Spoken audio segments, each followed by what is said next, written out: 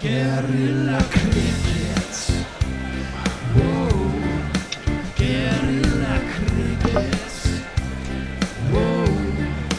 Guerrilla. Take guard, man the barricades, patrol the cover boundary. At last the time is come, this is a cricketing emergency. Hear this call to arms for every cricket revolutionary. Take up your bats and stumps for the test match insurgency. At first they tried to silence us, but we would not be silenced. They threatened us with lies, so we threatened them with violence. Che Guevara, Sangakkara, Joseph Stalin, Douglas Jardine, Robespierre, Darrell Hare, Vladimir Lenin, O'Brien Kevin, guerrilla crickets. It's not about the winning, it's about how many rules you break. Even in cricket commentary, this is the best advice to take.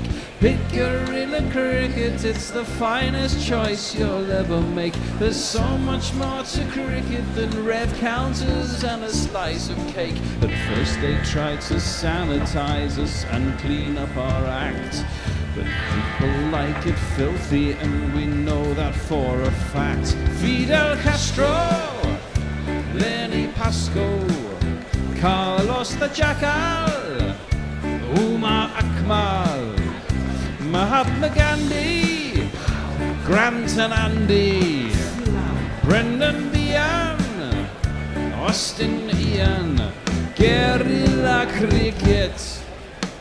Stick with us, cause you know we're not the kind of thing that you see on the TV and the radio. So vive la revolution. First they tried to buy us, but we would not be bought. Okay, we were, but then we ran away, and we will not be caught. Would not give up the ghost when they left us all for dead. They decapitated us, but we just grew another head. Chairman Mao, Jamie Howe, Ho Chi Minh, Asif Din, Václav Havel, Graham Saville, No Surrender, Percy Fender, Che Guevara, Sangakkara, Joseph Stalin, Douglas Jardine, Robespierre, Darrell Hare, Vladimir Lenin, O'Brien Kevin, guerrilla cricket. Welcome again to Guerrilla Cricket and back to Bridgetown, where it has been raining. But we are on for a start in about 6 minutes from now, and where this 5-match T20 series stands beautifully poised at 1 win apiece. England got absolutely pummeled in the first match, losing by 9 wickets as their T20 batting followed the lead of the Test team, falling in an ungainly heap for 103, 4 for 7 for Holder, and only a late flurry from Rashid and Jordan prevented worse ignominy. But back roared England in the second match to become the pummeler rather than the pummelee. Well, up to the 17th over of the West Indies reply they did. WinVista statisticians had packed up their abacuses and gone home for the night when chasing 172 to win. The West Indies were 103 for 8. The last rights were read. The fat lady was in full voice. But then Romario Shepherd and Akhil Hussain battered 88 between them. And took their team to within 1 run of a super over. Rarely has a victory felt more like a defeat for England. I'm Tony Bishop, and taking us through tonight's opening act are the ever analytical and articulate Al Hodge. Hello, Al. Good evening, Tony. Good evening, everybody. And well rested after a brief post-Ashes hibernation, the Bear. Hello. Good evening. Hello. We should do toss and team news, of which there is plenty, let me tell you. England have won the toss. Moeen Ali. So there's your first bit of news. Moeen Ali called correctly and has elected to bowl. So you will gather from that Owen Morgan apparently has a quad injury, and it's not a severe lack of form and a crisis situation Well, it is, that has led him to take a back seat tonight. So changes are plenty. England, Billings is unwell. Banton's going to keep wicket. Jordan's rested too. Saltgarten, Brooke, Livingstone are in for Mahmood, Jordan, Morgan and Billings. Odion Smith is out and Rodman Powell in for the West Indies. So the two teams, the West Indies, Shai Hope, Brandon King, Nicholas Pooran, Darren Bravo, Kieran Pollard, Rodman Powell, Jason Holder, Fabian Allen, Romario Shepherd, Akil Hussain and Sheldon Cottrell. England, much changed. Jason Roy, Tom Banton, James Vince, Liam Livingstone, Moeen Ali, Harry Brook, Phil Salt, George Garton, Rashid, Tymel Mills and Reece Topley. Crikey, well. What do you make of those changes, Bear? First of all, I'm going to say hello to Ragnud. Sorry, I got your name wrong. He's given us a £5 donation on YouTube. Thank you very much, top chat. He says, this should be a toss-up. Lots of tossers playing tonight. Well, the one big tosser, the captain, is not playing. I think that's a good move. Even if he has dropped himself and he's feigning a quad injury. I think it's time for Morgan to go, he says controversially, or maybe it's not really controversial. His form is abysmal. It seems to have all gone to his head a little bit now, and I think the time to sort of declare out was at the end of the World Cup. I know there's another one in 8 months' time, and maybe he wants to go there. Yeah. There are players who are better than him.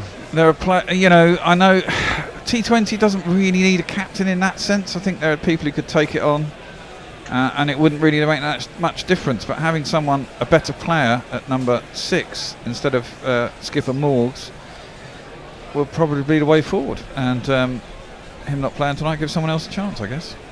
Well, it gives Moeen Ali a chance to be captain, which I think a lot of people would enjoy. And some talk, Al, that if Owen Morgan was possibly, whatever happened, going to look to bat and keep batting because England felt that's where they needed to practice. To be honest, neither of the first two games convinced us that they were better off batting first, did they? I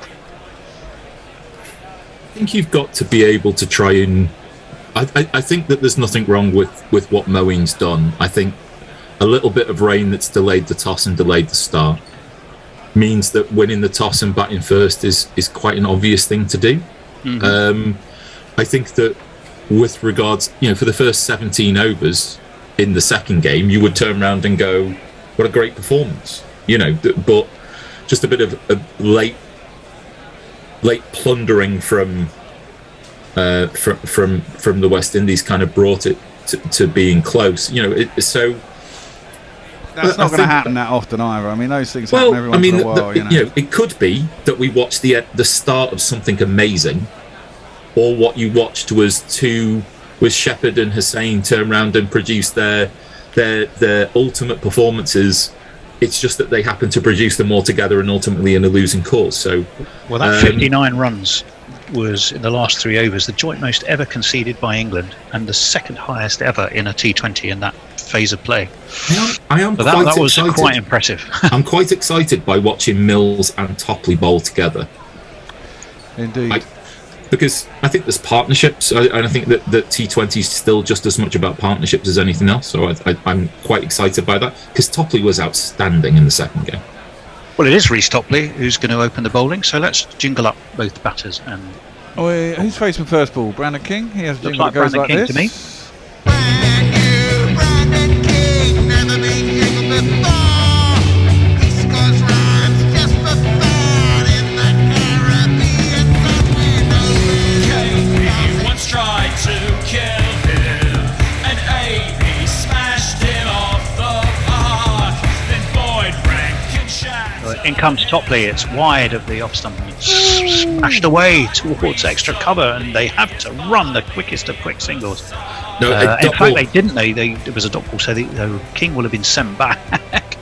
But they thought about it, and there was general chaos and confusion. We could have started with a run out. We didn't. King and Shai Hope, Shai Hope is having a long conversation with King, something along the lines of, "What the hell were you thinking about?" Well, but we'll see. Although it was King's call, to be fair. In comes Topley. Fairly full, floaty outside of off stump. This time they do run. The throw from point hits the stumps. he's in. I think they were safely home. Yeah. They were. The West Indies have got their first run on the board. I'm all a bit stunned that an frantic. England fielders hit the stumps. We're looking at Yeah, that. no, yeah. Oh, exactly. No, he was well, comfortably home. he just made his ground. Did he? Yes, he did. Yeah, easy. He is. Yeah, he's almost in line with the actual stumps when they are broken. It's good sharp fielding. England, remember, won the toss. They have elected to bowl. Moeen Ali, it was who called correctly, and Shai Hope it is who is going to be facing his first ball after a fairly skittish and frenetic opening spell. England has a slip in place up onto his toes. Goes Shai Hope, nudges this down towards square leg, and that is a considerably more relaxed single. And into the action comes man of Sussex, George Henry Simmons Garton from Brighton. He's a lefty, isn't he? Is he a left He arm is a over? left arm, bats right-handed, but bowls left arm. Like quick. myself. Except I bowl spin, obviously. Well, I was about to say, I'm not so sure about the quick, but yeah, been in and around the England setup for a while, hasn't he? Has Garton, as this one again is slightly shorter this time by Topley, and onto his toes goes Brandon King, plays it nicely down, but again it is no runs. We've had just 2 singles. Have we had the IPL auction yet? I've got literally no idea. I think we have. Normally haven't we? you Must have wouldn't been. normally miss it, would you? Normally it's a Yeah. fairly big, Well, no, that's massive true. event. It should start at the end of March, I suppose, isn't it? It's the end of March. So it's interesting that Topley looked for swing in the second game, but here he seems to be back of a length, banging the ball in short. Well, there seems to be some life in the wicket. It is a new pitch, as this one is guided down towards short third man on this occasion. No run. Well, Butcher said there was 40 kilometres now. live grass on it, and it would turn and be an uneven bounce. That's what it said on Crick Info. Having looked at it, it looks like there's no grass at either end, and not maybe a little bit in huge the middle. amount of bounce. Yeah, it was. I mean, the noticeable thing certainly on, was it Sunday night?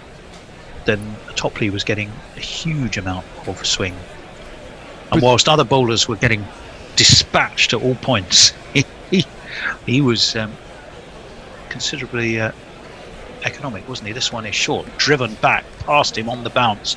It's not going to make it to the boundary though. Mid off and mid on will converge, and Shai Hope will just be restricted to a single. It's the end of the over. It's hard to see the ball over the 3 from it, and we'll find out who's with us, Al. Mark's it. It's that time again. Get ready for the record show in Albany this Sunday and shout at England cricket. Good to have you with us, Mark. Dave Wood. Who goes first? Morgan, Silverwood, or the PM? It's just going to be a job rotation. That's all it's going to be. Everyone shifts one spot to the left.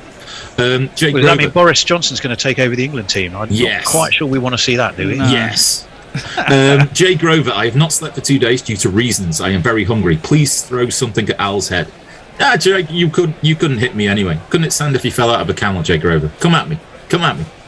That's what you've got on Twitter at the minute. Oh, well, delighted that people are there. That's all good after the delayed start. Ooh. We're going to see George Garton. George Garton is into the attack. And he has a jingle. Does he have a jingle? I hope Yeah, so. he does have a jingle. It goes like this. How many Scottish bowlers grow from an English county star? He's bowling from the... Oh, dear. And I'm afraid it's full, floaty-ish, and absolutely slapped back past him all the way along the ground. And that, as a welcome to international T20 cricket, was not the best ball he'll ever bowl, and got Did it? the treatment. Bit of swing, but a full toss. Yeah, it was a little bit bit. of swing.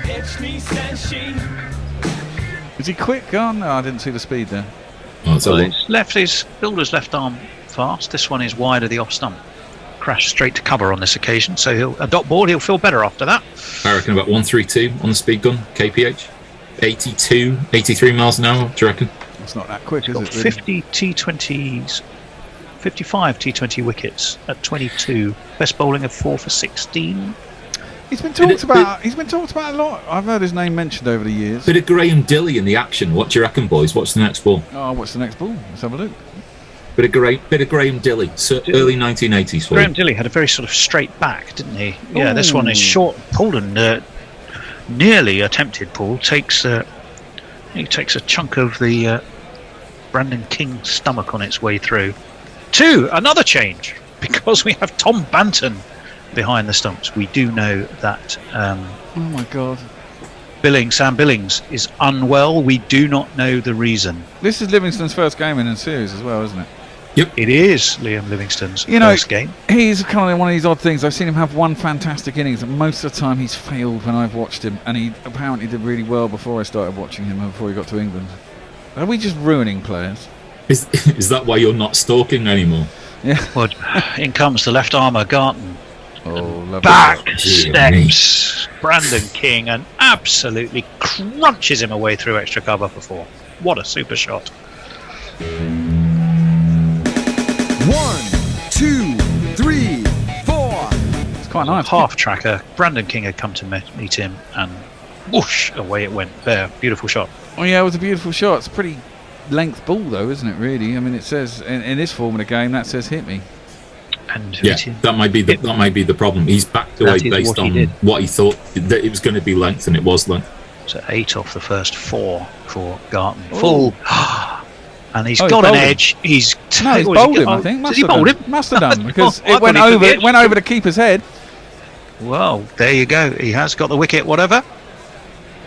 King has gone. Garton, who'd been slapped to the boundary twice, has got his revenge. Yeah.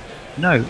Yeah. Oh, he has bowled him. Yeah, he was yeah. looking to sort of That's a slide terrible it, shot. guide it, angle it through third man. It was a funny old shot. I think the ball must have squatted, surely, because it seems to keep Well, he looked quite to drop low. it in short, didn't he? It Yeah. looked to be short of a length, so it must have kept a bit low for either that or he disguised it magnificently. I'm trying to find. Bouncer. This is the problem with these bloody banners on the bottom, is they never have the same thing in the same place, series after series, do they? I'm You look trying. like you went I'm to looking for the speed gun thing. Oh, but- 137 kph, that one. Well, that's pretty decent speed. That's Yeah, Cummins. yeah, That's yeah, Cummins. yeah. That's Cummins. Anyway, I'm going to give a jingle for the Banton being out. That'll do for that. It's T20s, isn't it? So, and then In it. in it.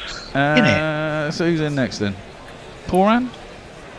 Yeah, I would imagine that's highly likely. Let's give him a jingle. If we could keep a batsman It is Nicholas and Kruger. all kind of thing, let me introduce Nicholas Pooran. Nick Pooran often plays as a batsman. Yeah, right. Okay.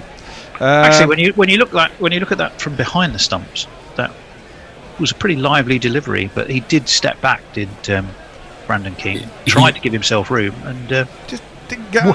back went the off stump. It was either beaten for pace or it didn't bounce where he thought it was going to do. It looked almost like he's beaten for pace, to be fair. I think you're right. He stepped away, and It was on him. it was. Yeah, he doesn't like it on him. It's certainly a very slingy action that George Garton has. In he comes, full. This one is flicked beautifully past him, but it will be fielded at mid-on by Liam Livingstone. And will just be a single. I want a 12 bet. I want a for bet. 1. Excellent. Have you? Right, Yeah. What have you won? I went under for the first wicket, obviously. good lad. Oh, GPL. Right, Jay Grover. GPL. Oh, Jay sorry. Grover, is the Bear now all claiming all left-handers ever? What a crew. Leah, hello everyone. I'm in a rather bloodthirsty mood and I'm looking one for carnage. I don't care who gets mauled. I honestly blood, chipped teeth and bruised egos. Mayank, good afternoon. I expect the Hofbeyer will be smashed by the end of the game as it's an 8 p.m. start. Absolutely. He's on his way. Mark, oh look, more meaningless T20 bullcrap. Mark, Anna you're Forsyth, still awake.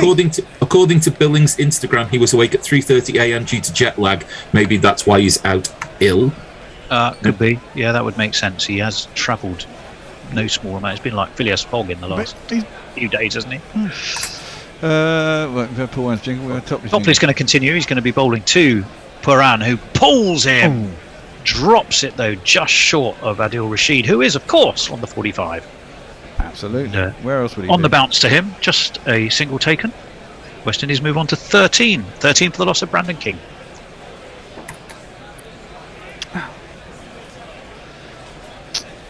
We've got some messages on YouTube. Excellent. Brian from Brisbane. Morning, evening from Northampton, which is not Brisbane, right? No, it's definitely not. As Curious. in comes Topley. That's full. That's steered backward of square leg. They will just take an easy single on this occasion. 2 2s, 2 for Pooran, 2 for Hope. I didn't win my bet. God damn it! I got it in So you too didn't late. win the overs. No, I got it in too late. I didn't notice the little ticker saying your selection is no longer available. Oh, so you didn't win money? No, but I've gone for How long is the GPL open for? Tell us how long. the GPL 45 minutes. So you got another. Actually, you know what? I'm gonna You may have edit to it. check that because of the late start. As this one is past the outside edge of a rather wafty, well, indeterminate shot really by Pooran. It was too close to cut, and I think that's what he had in mind.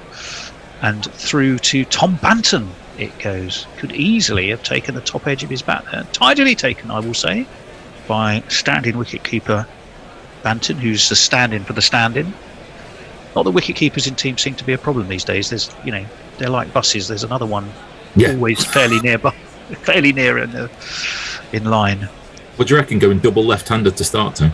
I think it's kind of interesting as this one is pushed away to mid-wicket. Fielded out there. Was that Livingston? I think That it was Garton. Oh, it was gone. Yeah, right. It was So, indeed. the GPL is open till 9:05. Henry. 9:05. 9:05. 9:05 UK time. That's it. And in the pot is how much? £34. 74 of the. Was it the Queen's pounds we had the other night? We went the Queen's runs. Oh, And also the Republic's and run. also a terrible joke. Yes. Oh. That's all one that's beaten the outside edge of Pooran. A sharp delivery from Topley. Pooran seemed a bit unsure whether he was going to go forward or back to that. He ended up just rather sort of kind of going nowhere particularly. Stood his ground and genuinely was beaten by pace and maybe a little bit extra bounce as well through to Banton. It went. Seems to be a little bit of a spot, just back of the length. That Topley Zix. seemed to have found that it's working for him. Maybe it's the end of the live grass and In comes Topley. This one is guided towards cover. They're going to have to run. It would have been very close if it had hit. I think it would have been out.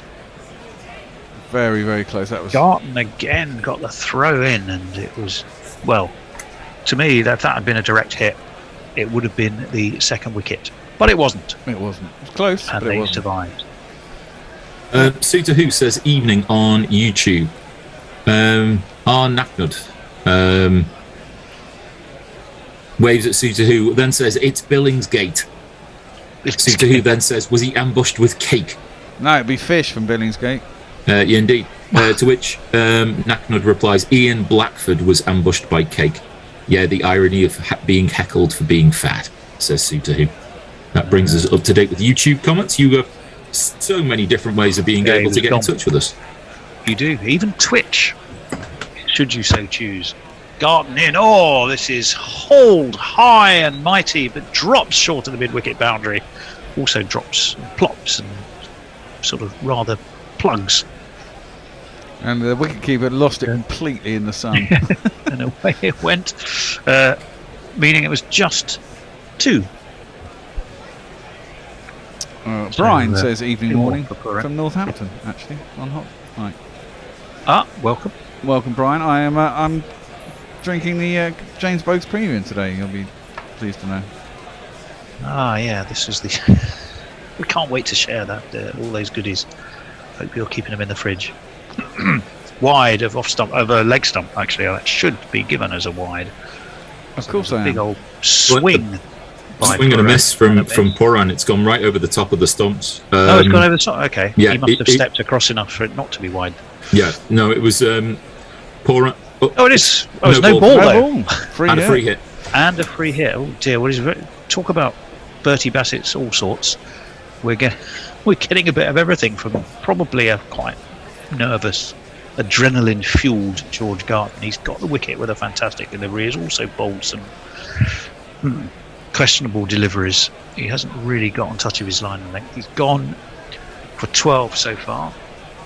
He's in and he beats the outside edge of Pooran, and that, when it's a free hit, was a terrific delivery because it's done no damage and is a dot free hit, which is the best kind of free hit you can get, seeing as wickets aren't on the table, are they? Well, no, indeed. You couldn't really do much better than that. So That back of the one of your length, questions beforehand was all this about, is this good for West Indies cricket? All the old guard have disappeared. I think it is.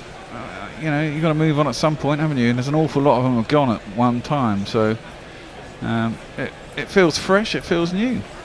Quite exciting times. It does indeed. As talk about fresh and new, Garton's in, and he is absolutely clobbered away down to mid wicket. It is gone the distance. It's 6 runs.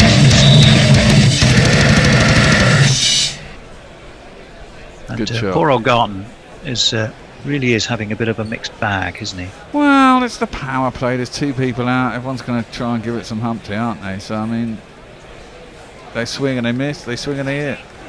Well, It's T20. I hate all this analysis. Pooran definitely hit that one. Analysis of T20. All this. Oh, we're going to bat first. It doesn't really matter. Well, it did in. I think it did in the World Cup. Well, yeah, okay. It shouldn't matter, but I mean, it did in the World Cup clearly. But on a pretty flat deck, it shouldn't really matter. Basically, He's 24 for 1. Pooran's on 11. He's facing debutant Garton, and he crunches Garton away through cover for 4 more.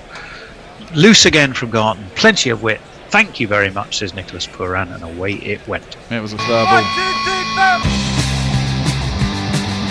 Well, yes, it's not ideal for poor old Garton, apart from the fact he's got that wicket.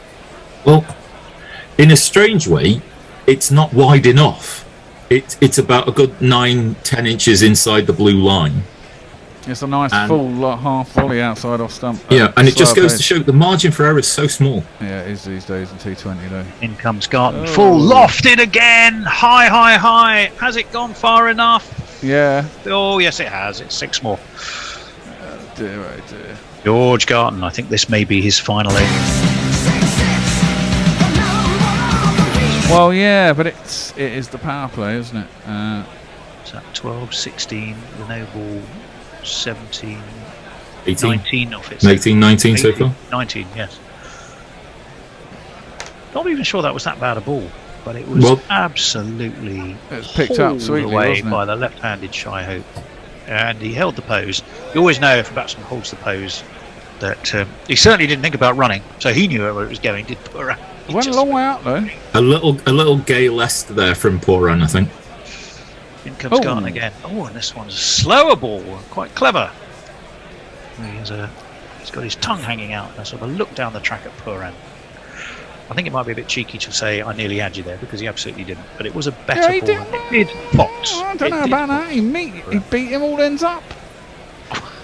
Can I say hello to Emily Elizabeth, who says hi everyone on YouTube. Hello to you. Lovely to have you with us. Nice to see that you are speaking to everybody and everyone's saying hello back. That's lovely. Jay Grover, couldn't hit my nose at the moment, but I finally got a smartphone, so I'm going to send Al a pejorative message. I don't even know what pejorative means. So the joke's on you. Not really. The keys are too small for invective. Warren says afternoon all. Mark, of course I'm up there. It's 7:30 a.m. Oh, there wherever I'm awake. It's Time Al Mills time. Ooh. Time Al Mills. The hop, the skip, the jump, the left arm short, and Hope turns it away around the corner. Onto the 45, and guess who's on the 45? You already know. It's Adil Rashid. He does a fielding, and it's a single. So it's a left arm frenzy here. Yeah. Feast or famine on the left arm. A bad back of bowling. I see T20 specialized. I've seen him bowling quick as lightning. I see 4 overs today. Don't go and bat tonight. He'll bounce you out for 5. Known for the Scorchers in the BBL. Solomon Mills. This one's wide of off stump and driven sweetly through extra cover before loose and treated the way it should have been. My name is Lakhan. My name is Lakhan. I think he did look to take the pace off that. Yeah, rolled it out the back of his hand. But it really didn't work. And there again is a bit of pose holding by Nicholas Pooran, who appears to have the flavour tonight. And everything seems to be clicking very nicely for Nicholas Pooran, although he's been helped with some pretty moderate bowling, I would argue. 39 for 1 in this power play. In comes Mills. That was short and ducked under. In fact, he falls over in the process.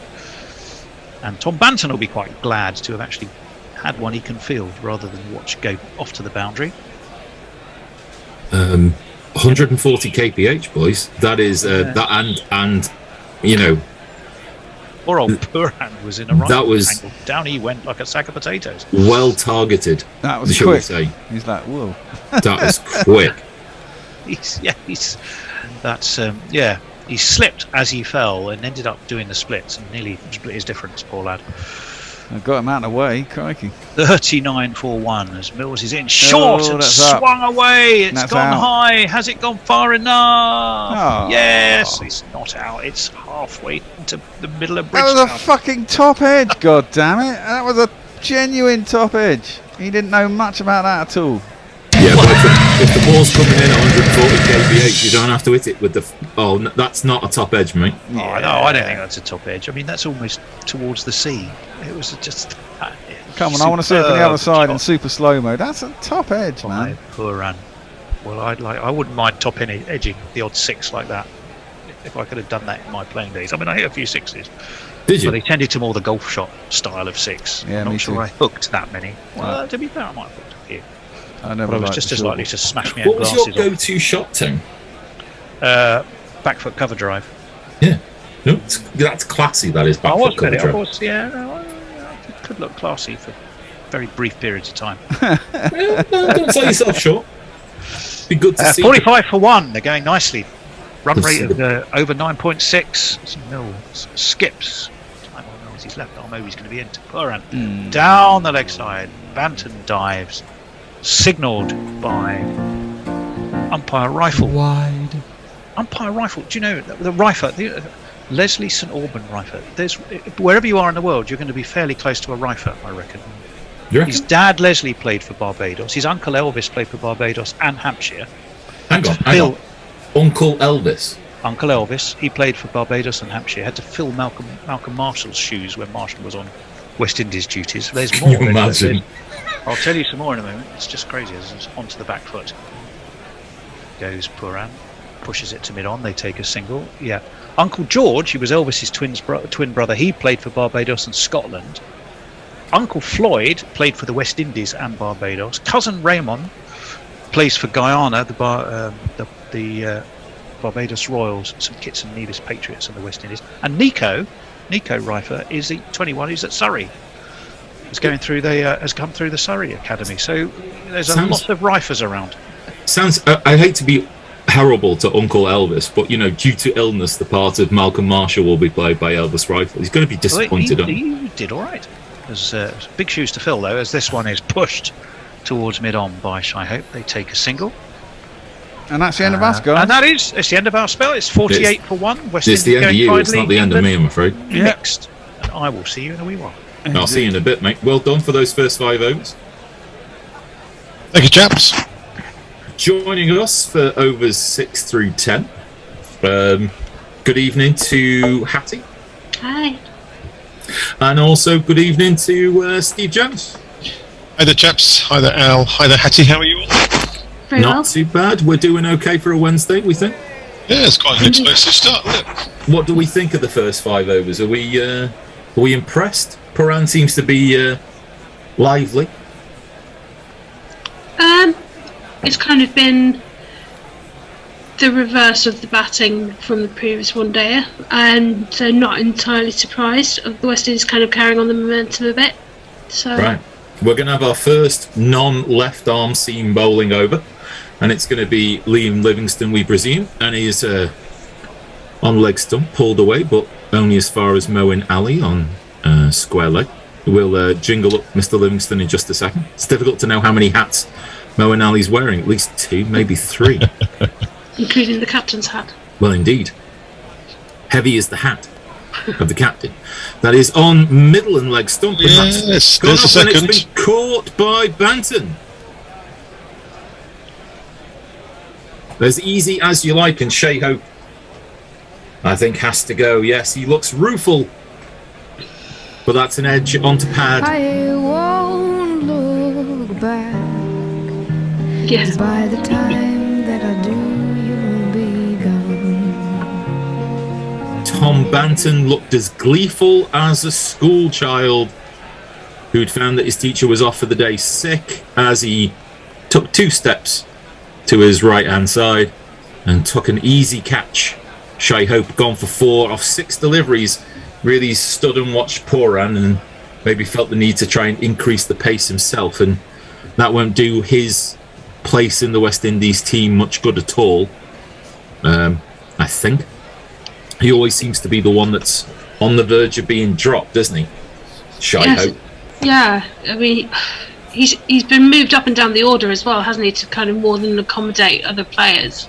And the previous ball, he probably thought he had an easy single on leg stump, and yet Moeen Ali made that perfectly wonderful stop, didn't he, at square leg to stop that single. That's right. So it's going to be Rovman Powell who's going to come into bat, number 52 in your scorecards, number 1 in your hearts, and this is his jingle. Rovman Powell's got an awesome name. It makes him sound like he's a spy. I'm laughing at Moeen Ali wearing 3 hats. If there's ever a competition for hat stacking, this man's your man, as Livingston puts this ball right on a good length just outside off stump, and Powell defend into the offside, and there'll be no run. Halfway through the 6th over, the last one of the power play, 48 for 2, the West Indies. Is it going as out his business, and Powell gets down and sweeps well. And that's gone all the way, and that's gone all the way for 6 runs. What a shot by Powell. That is really powerful stuff. He's absolutely clobbered that, hasn't he? Has he? Yes, with no effort. oh, he timed it beautifully. Absolutely beautifully. Just picked it off short of a length, and it's like he's been in all since the start of the innings. I don't think it was a bad ball for Livingston either. It was just well dispatched, wasn't it? No, I mean, maybe slightly premeditated in terms of the sweep shot, but looks like he has plenty of power, Powell, as he takes this ball slightly outside the off stump and plays it to the just behind point, but there'll be no run. And last ball of the over, 6 runs from it and the wicket. Livingston showing he's the jack of all trades, as that's back of a length, and Powell will feel that he's missed out there, as that was on the leg stump. He easily could have been pulled away, but mistimed this time. Fielded at square leg, no run. And what are people saying on social media? Yeah, let's do a little bit of a catch up. Jay says, I have walked 2 and a bit miles today. I am out ill. Leia says, thankfully the delay was only 20 minutes, meaning I only needed 1 episode of news from Buttenwada, a very North German comedy series about farmers, to bridge the gap. She then continues, at this point I'm pretty sure I'd be a better PM than Boris, we all would, and I'm a foul-mouthed nerd with a thing for tangerine dream, and it isn't even British. Warren says, are the cheerleaders wearing nappies? I don't know. And Leia carries on, gotta love a CCR-based jingle. Someone seems to like Tymel Mills. We all like Tymel Mills. Even, yeah. Who couldn't? It's impossible not to like him. I know. That's the Right. thing. Spin twins. It's going to be double leg spin. It's going to be Adil Rashid who's going to bowl the next over. That is lofted up and driven down the ground by Pooran, who's had to kind of watch it all unfold around him for the last over or so. He'll take a single down the ground, and he's on 33 out of 55. Really has taken the fight. Shall we have Adil Rashid's jingle? Adil Rashid on the 45. Adil Rashid on the 45. Adil Rashid on the 45. Adil Rashid on the 45. A premeditated lap sweep, which takes a weird edge and goes over the top of Banton's head, which is difficult, but considering the size of him. Ali runs behind him to slip, and that will be 2, I think, that's taken, but premeditated, and it's taken the leading edge, and that could have easily gone into Banton's or Ali's hands. A bit unlucky there, Adil. How are we related to Kieran? They look alike, don't they? Not entirely sure. They do look alike. He looks like when he hits a ball, it stays hit for a while, as that is slightly back of the length. Pushed out towards extra cover, but fielded by Livingston and no run. For those of you keeping tab on the hat count from Mo and Ali, it's a much tighter 3 this over than Livingston's last over, so he seems to have got control over the head game, as that is again back of a length. Lap sweep again by Powell. This will go down towards fine leg, and by the time Garton gets to it, they'll run another 2. 59 for 2 is the score. Powell 10, Pooran 33. Looking a bit easy at the moment, isn't it? They're just picking them off.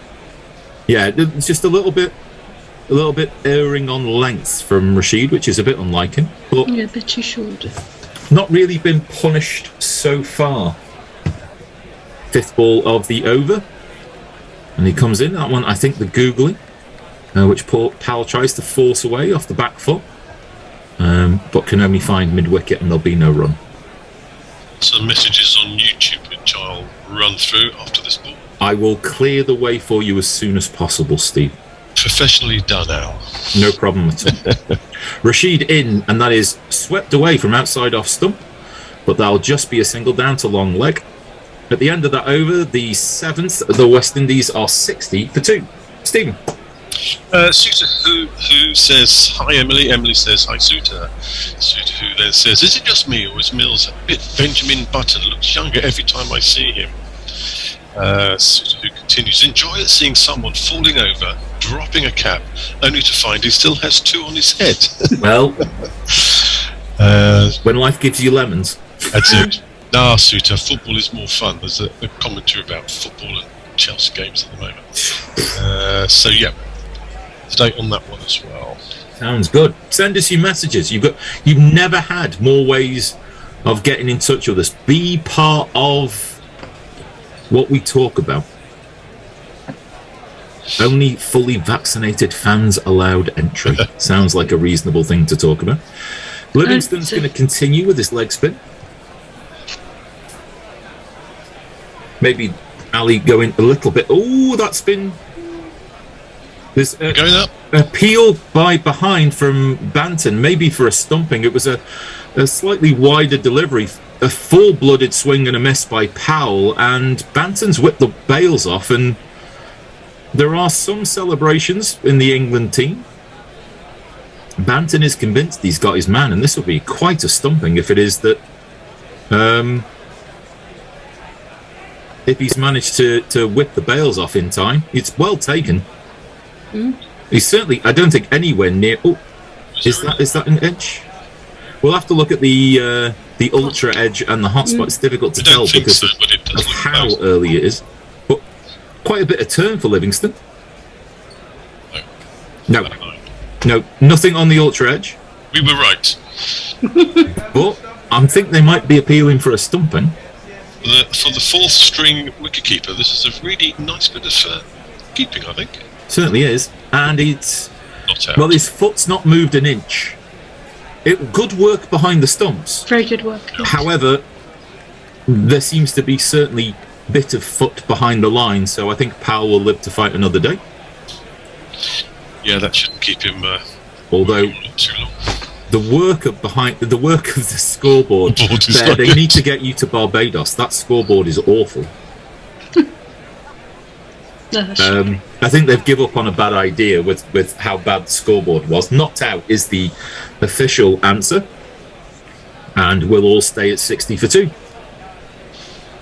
Powell's going to maybe take a little bit of a breath and just kind of get his composure back. That's a good sign there. No need to rush around too much. He's on 11. Pooran's on 33. No, the decision is now coming through as that is more on the stumps, and Powell has swung through the line, and dear God, that stays hit for a long time. That would be 6 on any ground in any circumstance. He's crushed it. Still traveling, I think.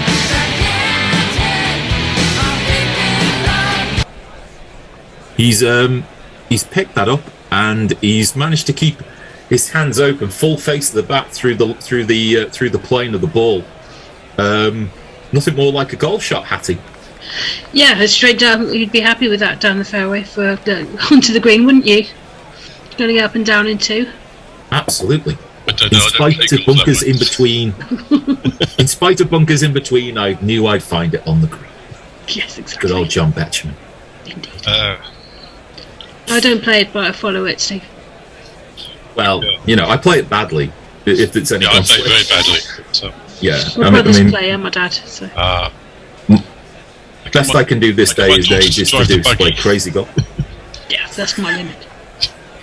This one on leg stump, and Powell will just push that to a vacant mid-wicket area, which will make Bear very angry. And there will be a walked through single, even though the ball travels no more than 20 yards from the bat. 67 for 2 is your score, halfway through the 8th over. Livingston with figures of 1 for 13, off 1.5 overs. Interesting that Ali's gone to spin quite so early. I mean, we had 5 overs of pace, all left arm pace, as Livingston is in again, and I've just lost just a degree of what that is. It seems like it's been played just behind square and a single's been taken, so that will move everything onto 68. It seems like he's gone to spin and leg spin pretty early as Livingston is in again, and that's one leg stump, and Powell has got down on one knee and hefted it away. Mistimed 2 men there for such a shot, and it kind of falls short of both of them, and they'll just take a single. Maybe a little bit lucky for everybody there. Yeah, go on, sorry. I was going to say Powell a little bit lucky, but maybe also Livingston a little bit lucky too. Well, yes, absolutely. But then, I don't think he's had a lot of choice really to turn to spin so early. Last ball of the over. That is outside of Pooran's off stump, and he will play that ball away as my screen gets jumpier and jumpier, and it seems like that's been for a single down to Reece Topley. Let's do some messages. Really, the only thing there should disqualify you is the Tangerine Dream thing. That's from Mog to Leia. Jay Grover, I know Tony's telling the truth, but he's still twisting my melon. Mog, and to think people say the Germans don't have a sense of humour. Leia finishes off, as someone who has had to wear a heavy hat, a combat helmet in my case, let me tell you that wearing a heavy hat really sucks. I'll take your word for it. No, it really does. I will take your word for it too. 8 overs in the books. The West Indies are 70 for 2. This could be anything. I love the idea that it's still at this stage. We haven't quite worked out what we're going to get. Could this be 180, 190 type of thing? It's going to be Mo and Ali who's going to bowl the 9th over. More spin, as that is pitched up, but outside the off stump, and Pooran will slap it through to deep cover, and there'll be a single. Do you want to play Mo and Ali's jingle?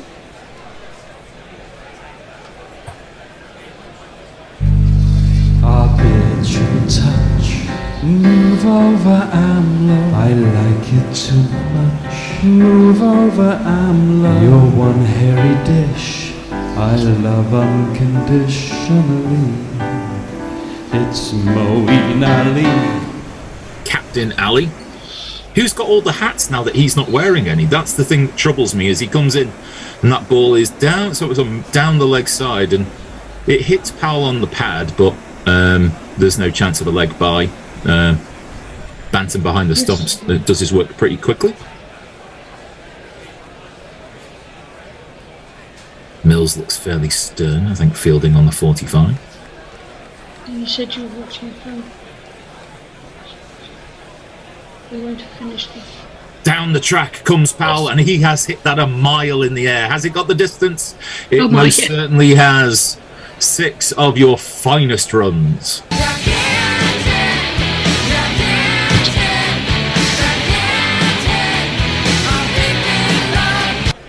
Oh, tell you what, ladies and gentlemen, he hits the ball a long way, this boy, doesn't he?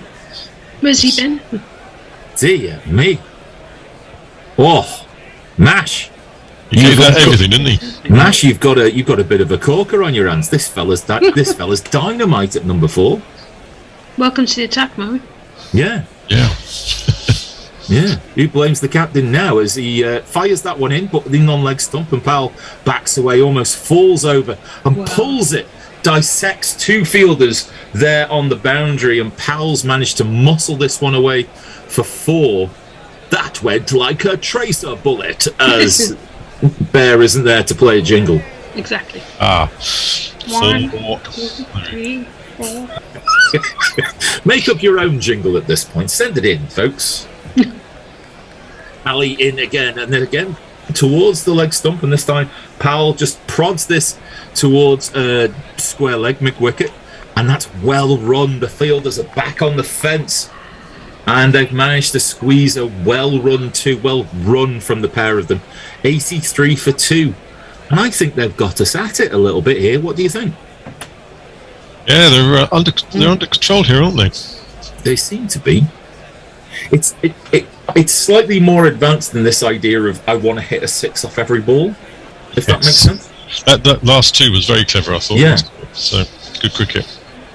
More pitched up Yorker length from Ali, and that's just pushed down the ground. Long on will do the work, but a single will be taken. Pooran's on 36, but he's barely had a sniff in 2 overs. Powell's on 32 off 18 balls. He's the danger man at the moment, and the West Indies 84 for 2. Stephen.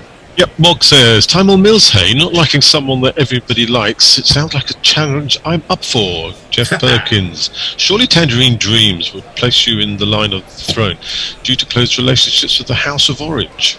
Very good. Leia replies, I would say we do, but non-Germans just seem to not get the concept of humour as understood only by Germans. Leia continues, there's actually a reference to Tangerine Dream in the Revelation Space universe by Welsh writer Alistair Reynolds. We're really going around the nations here. And one more is from Jay Grover. Sent you a fully vaccinated pigeon. You reckon Al's a wee doss? That's what he told me anyway. If anyone knows what that means. My owl will get back to it. Tymon Mills is going to bowl the 10th over. We're back to left arm seam. That seems to be our options for England today. You can either have left arm fast or you can have spin. I mean, maybe we'll see maybe a little bit of Harry Brook later on in the second half of the innings. Be interesting to see him. We're going to have one more over. Then you've had enough of me for a while, so you're going to get other people talking to you. As Mills is in, short, wide, flashed at by Powell. It's going to be a no ball. Yeah, it was full. Was that a? It was a full toss. Too full a toss. Yeah. Dear me, Beamer. Yeah, but thankfully harmless. I'm assuming that's a free hit. No. Only if he oversteps it is. Oh, okay. Well, just in which case, let's have that ball again. Let's see how he plays it. Yeah, if he overstepped, it would have been a free hit, but because it was a no ball for height. Good work, Atty. Thanks for that. And that is no worries. Well, length ball, not even just a rock back in the crease, not a step back in the crease, and Powell has sent that all the way to the Caribbean Sea. That is a huge 6. The cameras didn't even bother following it, did it? Yeah, the quicker it comes, the further it flies, and that's how it seems to be that Powell seems to be hitting the ball. I'm not sure if that one's gone over the press tent everywhere. Jeez whiz. Yes. Can we have our ball back? Yeah, bitch. That's some pretty impressive hitting, Natty. What do you reckon? It's just bonkers. The number of the day is 666. With time we'll just try to jump. No, I'm not going to get that. Yeah, I like the idea that someone at long on's gone. Just jump. I've lost it. Just like no, it's just a bit too high for me. Yeah. Let me do some messages while they're messing about with the balls. Leia says, well, as someone who plays both cricket and golf very poorly, I would agree with the description of golf shot, but would add, as played by me. Oxymoron Ica has joined us. What do we think is a gettable score? Anything under 170? Well, the run rate's at nearly 10. So let that be a guide for the second half of the innings. The run rate is nearly at 10. It's looking like it's going to be like that game against South Africa when we were chasing like T20 or something. Yeah. At the moment.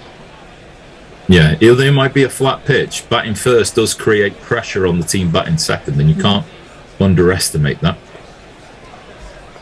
So, one official ball of the over, 7 runs. Marvellous. Do love that. Do love that when that happens. Just the weirdness of it all. As 38 off 20, and they've been punishing runs as well. He's clubbed it to all parts. 4 6s and 1 4. He's got to be related to Kieran Powell, I'm sure. I mean, it's just massive. Calling all IPL contracts. This fella might be worth it if he hasn't already got one. He might already have one. We just don't know about it. They don't tend to miss talent like this. No, they don't. Mills coming around the wicket now. That's slightly wide of the crease, but that's just caressed gently by Powell. Well, by the power by which he's hit his other shots, and he'll just take a single to deep cover. And poor Nicholas Pooran came in, smashed the ball around to all parts, but now he's seen his partner kind of take the show away from him a bit. It's been a good knock, isn't it? It certainly has been. Now, if these two can keep going at this rate, the current run rate would get you to 197. But yeah, anything is possible as Mills composes himself and figures out what on earth he's going to bowl for this ball.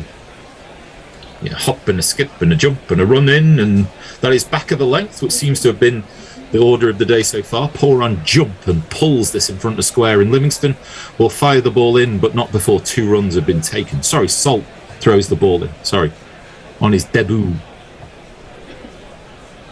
Yeah, I see he's marked in for number 7 today, isn't he? Yeah. Yeah, he's opens for Sussex, so... yeah, it's interesting that the accommodation bill. So we don't need him. Well, yeah. Can we have one of your batsmen? 10 off the overs so far. 3 balls from it, as that is more tucked on towards leg stump, and that's tucked away towards square leg, and an easy single taken as the field is well set but well spread. And both batsmen are now on 39. Pooran languishing, only taking 23 balls to get to 39, whereas Powell has reached it in 2 balls fewer. Now, let's see who's... It's going to be Nigel the Bear Walker who's going to take you through overs 10 through 15. We've heard of him. He's quite good. I'm just hoping he didn't take the under on the fall of this wicket as Mills is in. And that's kind of tucked Powell up for room, though. All he can do is defend, and Mills will do the fielding off his own bowling, and that is a rare dot ball for what's been going on in the last few overs. More of that, please. Maybe the change of angle helping Mills there. You squared him up a bit. Yeah. 1 ball left of this half of the innings. 1 ball left of our spell, and then there'll be a little bit of a change around in the commentary box, or boxes.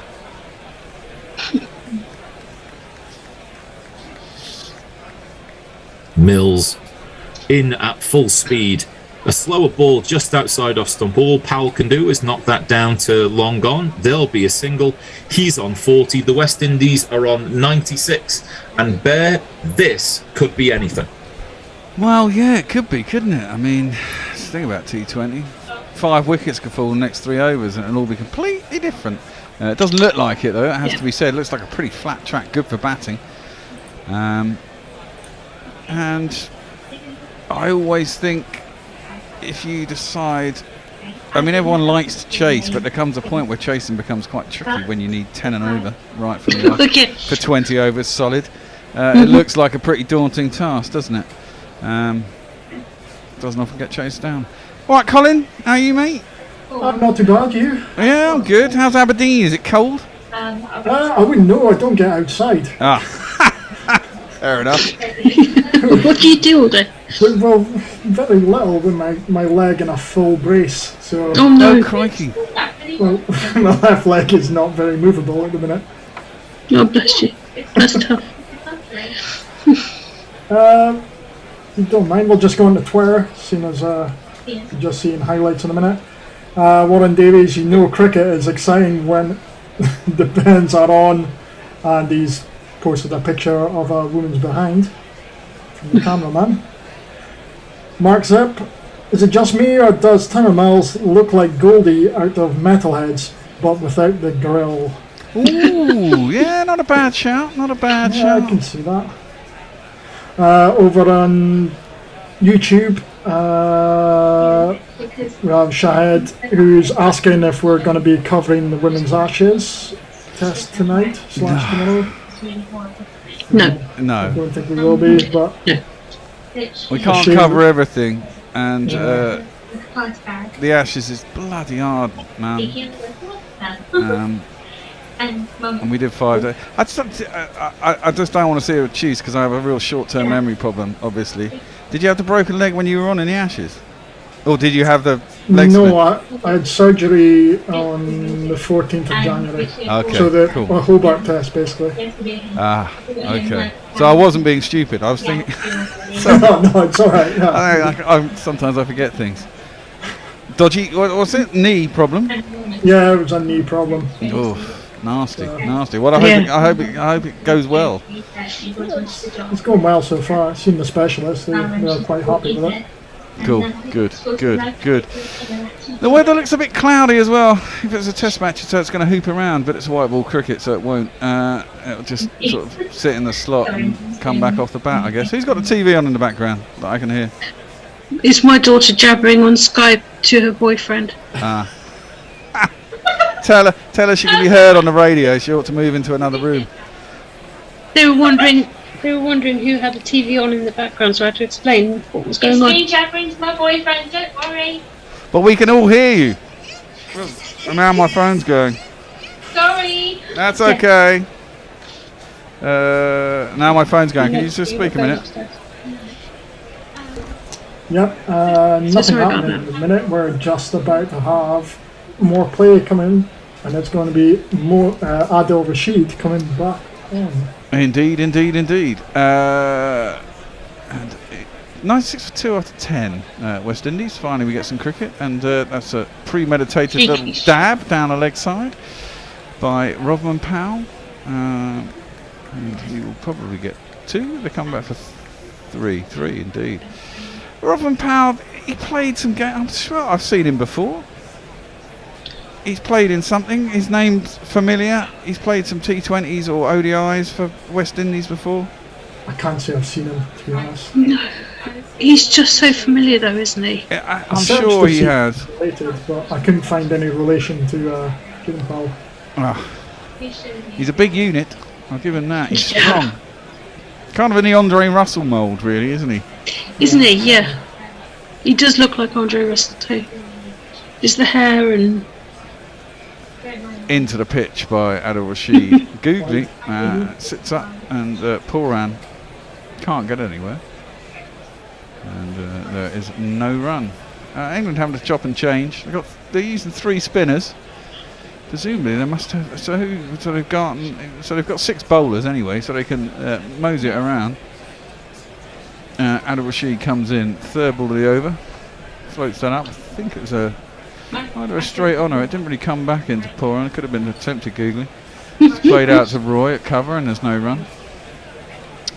I mean, the other thing is they've only lost 2 wickets, so they're 8 in the hutch with 9.3 overs left. They can just go for it the entire way, can't they?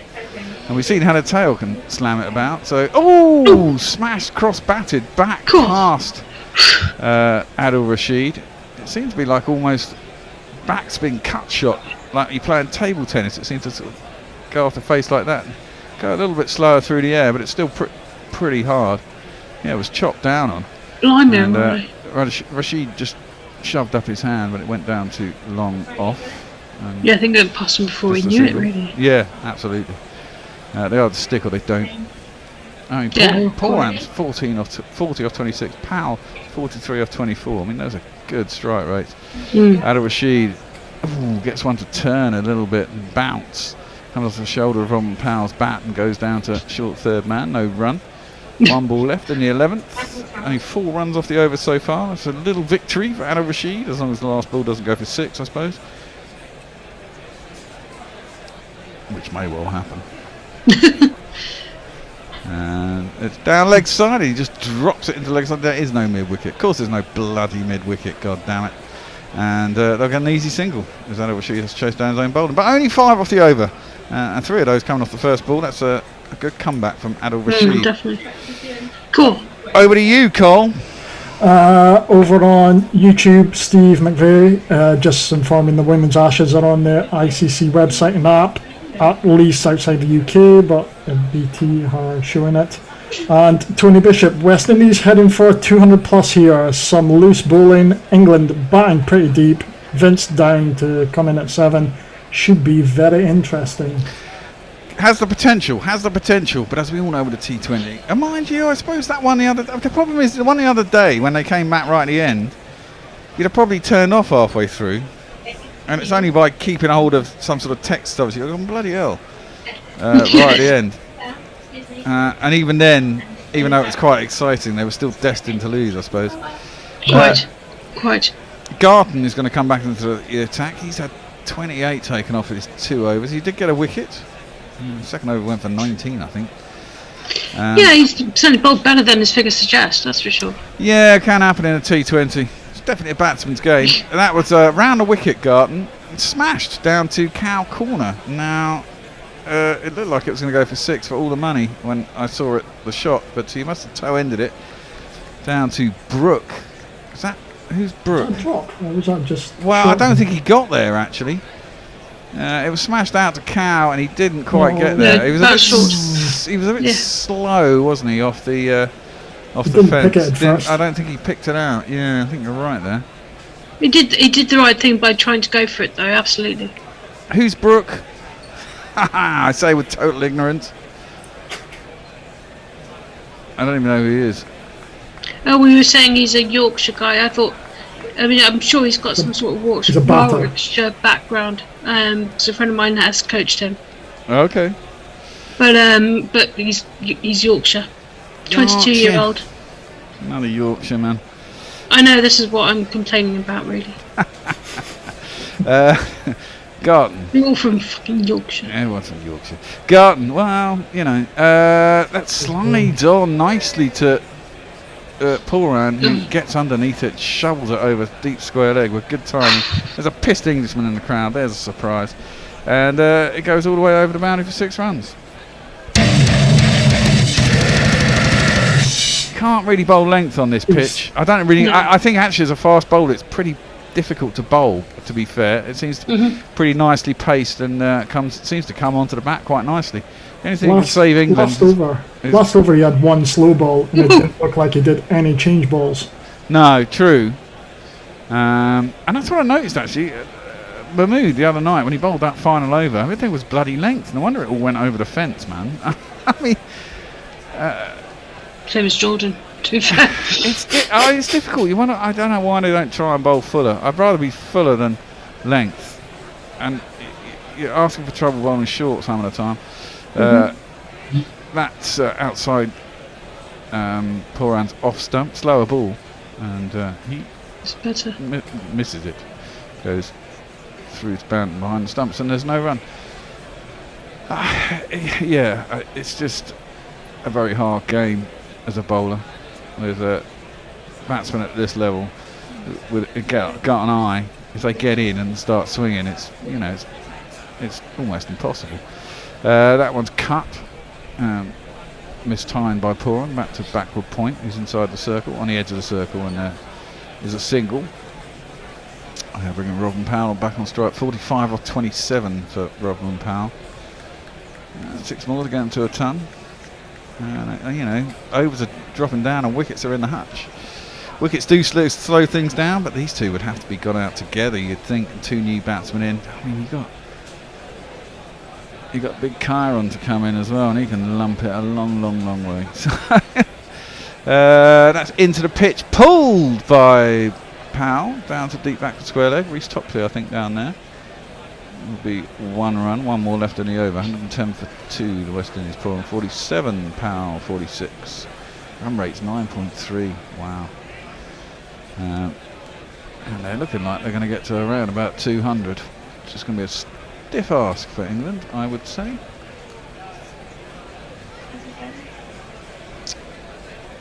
Pooran. Facing up.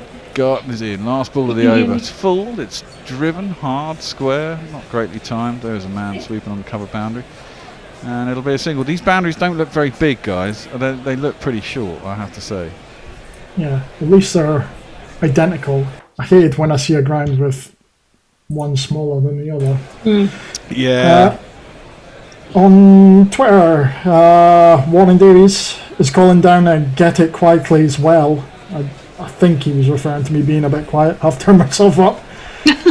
Mog, it dawned on me the other day, Bear, that you're an audio engineer, so because you don't have enough to do already, you should also be engineering, mixing, mastering all the jingles. I can't be bothered with that shit, man. There's too many of them. Jay Grover, I very much enjoyed the South Africa-India series. Sadly, GCSA refuses to read my tweets after saying hello boxes. Sort it out, Bear. I'm appealing to a higher left-handed authority. It's alright. It's alright, Jay. You know I love you. Adil Rashid is in. It's googly on leg stump, and it's defended by Pooran out to the leg side. There's not mid-wicket, but it's straight, and Adil Rashid can field off his own bowling. And it'll be no run.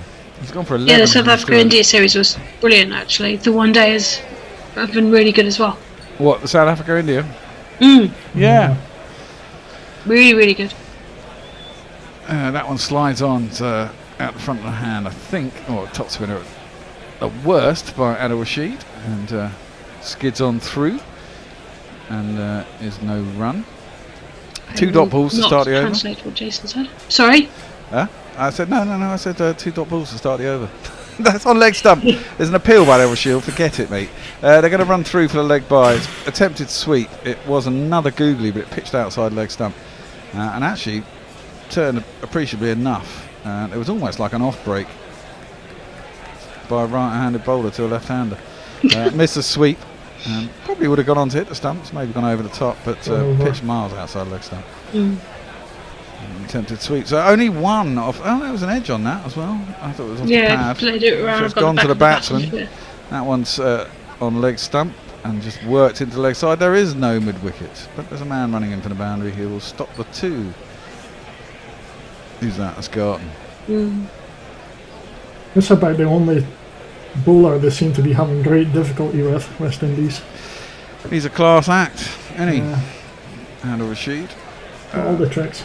Yeah, exactly. I mean, he's got the slider, the googly, and genuine leg spinner, and he's got good control over all 3. That's tricky. That's just what I was going to say. He's got all the tricks, but he can control them too. Yeah, so. well, and that's the thing as a leggy. That one's just driven down to long on, and Pooran's got his 50. Well done to him. And these 2 cracking on nicely. I'll give them a little. I'll play something. 50, 50, 50, pretty nifty on a bowler's pitch. You see, I'm always drawn to that one because it just says 50, 50, 50, and it always says on a bowler's pitch, and obviously it never is because they've got 50. It's a bit weird. That one, shorter, flatter. It I thought it jumps a little bit. I don't think he caught him, did he? No, I thought it had, but it hasn't. No, he toe-ended it into the pitch, didn't time it at all. Straight back to the bowler. It was, sorry about that. It's alright, it was a reaction on that he was out. Over to you, Colin. Right, in Twitter sphere, Leah, I've been to Aberdeen in the summer and it wasn't pleasant. Wouldn't want to imagine what it's like in the winter during a pandemic. Yep, it's pretty much as you picture it. It's quite old, isn't Aberdeen? It's quite, isn't it old? It's got old architecture. Isn't it? Well, it's all my workmates from down south. Well, I say down south, Middlesbrough and the likes to say I'm in Aberdeen. The city's great, the sky's great, and the people are great. That's Middlesbrough for you, Cole. Reverse hit by Nicholas Pooran. Yeah, good shot. As Livingston came round a wicket to him, he did the old reverse sweep, and there isn't anyone out. What would be point to him? Toe-ended it, but it's a clear field out there. There's a man on the 45. Man at short third man for the little dab, but not at what would be backward point. It's 4 runs. Livingston pulls out of that. Maybe a bit of kidology, as you will see what Pooran was aiming to do. I mean, it's a kind of a little bit of a give me if he's coming around the wicket, I think, Livingston, as he goes back again to cut that. Mistimes it, pulls it out towards mid-on. No, I think that should have been 2, but maybe they're a bit knackered because Powell turns it down. Maybe he wants his 50. I think it's a bit of a gimme because his right arm, if he goes around, it kind of implies that I'm a left-hander. He wants to turn it away from me. He's just going to bowl stock offies. Maybe not, but we'll see. That's what it feels like. Robin Powell is going to face up, and Livingston is a filthy delivery. He's jammed that into the ground. It's turned quite hard, and it's gone. I don't know if it's is it wides or buys? It's wides actually. Yeah, it's wides. It's turned so badly and so far. That it's gone wide, and it's gone all the way down to the boundary, so it's 5 wides. Oh dear, oh dear, oh dear. Oh my word. It's Nissan She. Well, it doesn't go against the keeper, which I'll be glad about. Bit of a gimme though. 9 off the first 2 balls of this over. 124 for 2. Powell 47, looking for his 50. That one is turns hit. Oh, gee whiz, man. That didn't look like it came off the middle. It looked like it came kind of off the toe end of the bat. He played with the spin, smashed it, absolutely larruped it over extra cover for 6 runs. Amazing shot.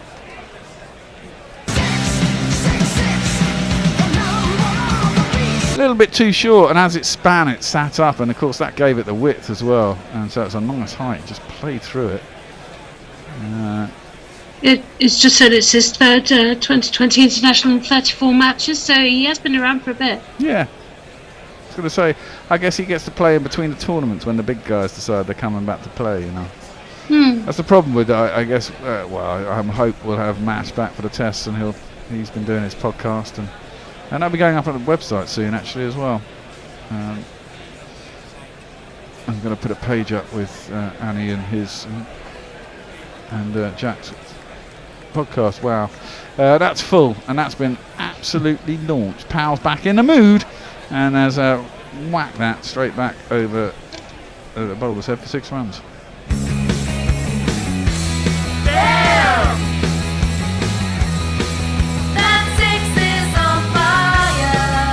I think this is a pitch where it's just really hard being a bowler. I don't think. Well, that's the thing. I mean, are we going to really let them bowl as well to us as we have bowled as badly to them? Seriously, I just can't see it happening, honestly. Well, no, that's what I mean. I think people take it all depends if you get those early wickets, don't you? What is it? If you lose 3 wickets in the power play, hardly only 15% of the sides win from that, you know, blah blah blah.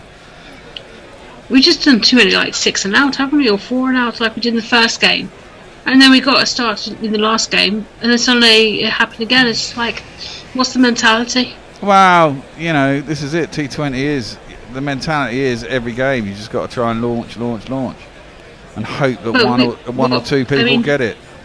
Well, yeah, that's it. I mean, it's as simple as that. I mean, it is. It's, you know, I mean, as much as you can hone your skills, there's a lot of slice of luck. Because, you know, a pro... You've still got longer than you think, though. 120 balls is a long time. It's not when you're chasing 200, it's not. When you've got to get 10 and over at the start of the game, you know, you've got to go... And plus, you've only got 2 fielders out at the beginning, haven't you? That's flat and fast by Livingston. And Powell can only defend it. Is that the end of the over? No, it's not. There's 1 ball to come. And then 1 more over of us, and there'll be a change for the final 5. Livingston around the wicket. Again, shoves it through quick. Really nice shot by Robin Powell. There's two men in the vicinity, about 10 yards apart at sort of backward point and a sort of backward gully, I guess. And there is a short third man as well. But it beats the two men just behind square on the offside and races away to the backward point boundary for 4 runs. Good shot. Now my innings going, great guns. I hit the ball, 4 runs. I hit the ball and it went for 4 runs. Give us some social. Leah back on Twitter. Roman is not a big unit. You have to be a way more of a fat lad to be a big unit. And no baseball fans, Randy Johnson isn't a big unit either. Okay. He looks a big unit to me. This is Harry Brook of Yorkshire, not Harry Brooks of Warwickshire. Ah, right. Okie dokie.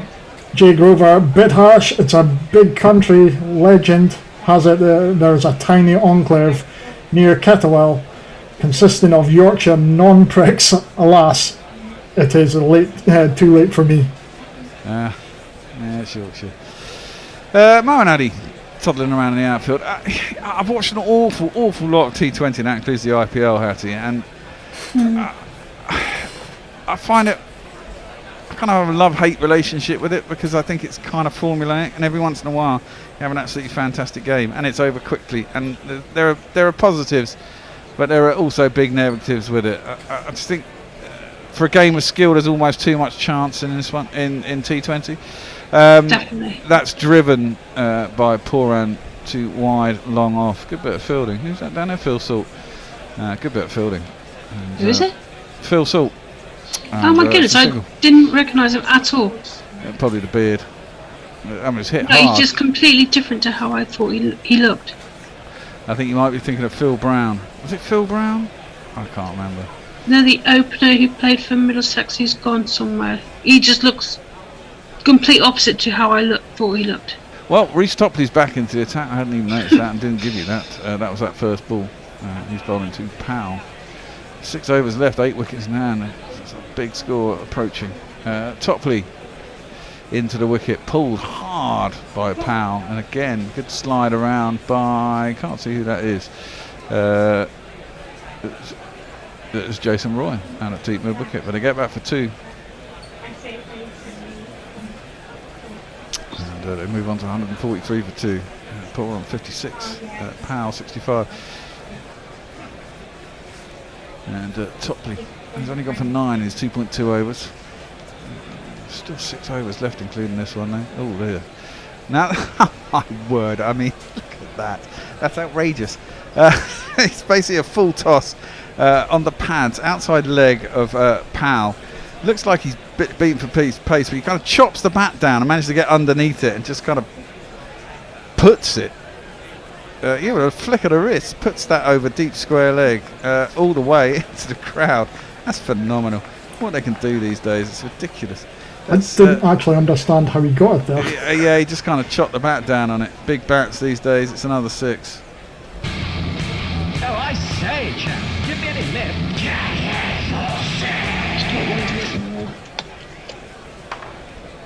Madness, I tell ya. Pooran, 56 off 37, 71 off 36 for Robin Powell. Phenomenal. And Topley is around the wicket to him. Oh, now that's a miss hit, but of course it's going to land in no man's land, 2/3 of the way down towards everyone who's on the boundary in the leg side. So that's safe, and he'll get himself a single, move on to 72. Run rate currently 10.23. Which puts him at about 204, 205. That's a big score to chase. If England get anywhere near it, if we get a good start, it'll be a fun game to watch. If England end up with, because they've got to go for it when they're getting. If England end up, I don't know, 20 for 3 after 4 overs, that'll be that. Mind you, we said that the other night. There's a big heave by Pooran, and definitely one of through those. the keeper into through to the keeper. Yeah, and that happens so rarely, though, does it? And then we all go, oh, it could be like that one, even though that happens sort of, I don't know, 1 in 25 games, I guess. I mean, there's the highlights we've got of that IPL game where some team is, I can't even remember what the teams were, but some team is cruising and they need like 18 or 30 balls and somehow contrive to lose shitloads of wickets and require, 6 off the last ball or something stupid. That is that gonna be? It's gonna be 3 runs. It's cut by Pooran. Garton gets across from cover, deep cover, round to sort of backward, quite deep backward point, and splays along the ground and knocks it back into the field. The question is, did he hit the boundary and the ball? Oh no, it's miles inside the fence. I thought he was close to the fence in that, and it's going to be 3 runs rather than 4. Good bit of fielding, excellent bit of fielding. I don't know why they bother to look at this all again. They should take the fielder's words on those unless they're unsure. Yeah, I'm with you on that. I mean, that doesn't need to go upstairs, at all. Timer Mills is coming back into the attack. Are we doing a change as well? Yeah. Oh God, yeah, we are doing a change. So yeah, I'm here. Nattering on and on and on. That's all right. All entertaining stuff. Ariston. Right. Who's on with you guys? Well, Tony's doing the socials and Colin is summarising, and I'll be doing ball by ball. Okay. We've got Timon Mills coming back into the attack. Have we got a jingle for him?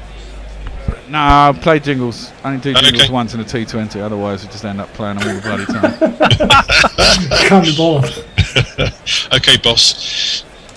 Saves on royalties as well. Indeed, yes. So Timon Mills to start his 3rd over, greeted by Pooran, who just smacks it over the boundary for another 6, I believe. Yep, a max.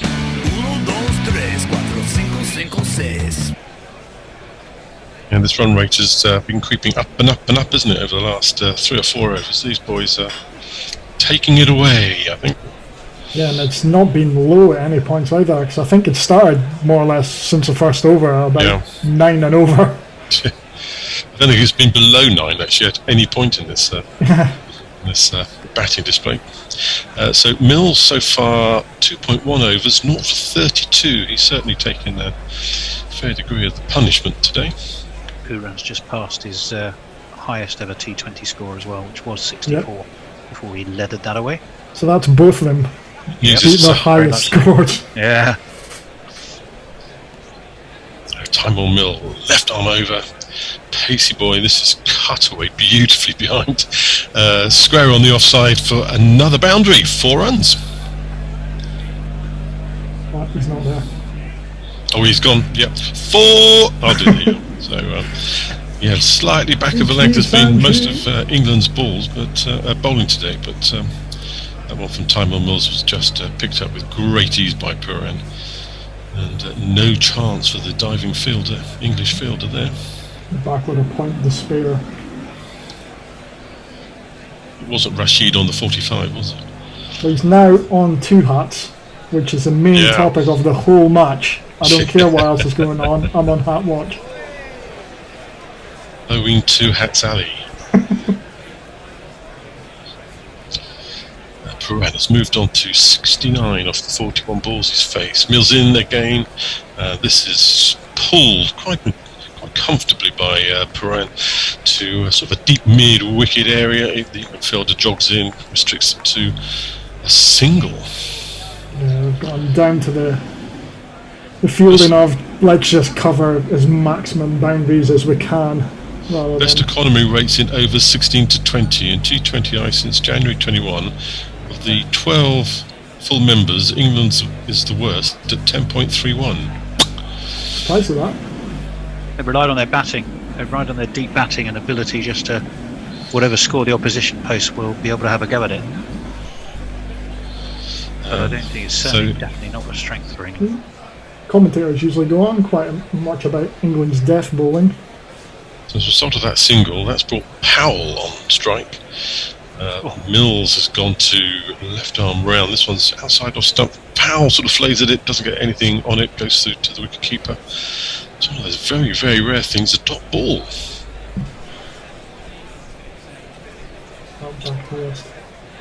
Slightly out the side of the hand, that one. Yes. So slower ball. That third bounce to wicketkeeper Banton. Phil Salt's a wicketkeeper as well, isn't he? I'm sure he's kept for Sussex. Everyone is in the England juniors to try and... Mills in again, and fairly contemptuously pulled away by Powell from the action of the fielder. I would say that's gone over his head. No, he couldn't get to it. He's gone for 4. I think it's bounced away from him and somehow deceived him in the boundary. No, he's just run past it. Yes, Well, it spun. It did spun back behind him. Yeah, we've all been there in the outfield. 100%. Although the outfields we tended to have played on probably was a great chunky old divot there rather than necessarily the spin of the ball. The under 15s and the under 14s football pitches either side of it. Mills to complete his third over. Powell goes down onto one knee. Doesn't really get hold of this one, and rather disgustedly holds on to the middle of his bat and looks at it all round. It was your fault, not the bat, my boy. And they get a single. So Mills has gone for 42, not for 42 off his 3 overs so far. West Indies 169 for 2. Any messages? Yes, well, I'm not quite sure where we got to, so I'm just going to jump in. It seems Dave Wood would be the next one for us.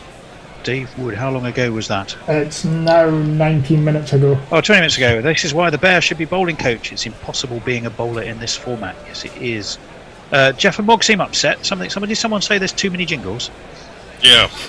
Or is it the Bear thing? Yeah, well, no, I thought he was questioning. I think it's something the Bear may have said. So, threatening he and Mog are in potentially industrial action in the jingle factory, which I think we need to be wary of.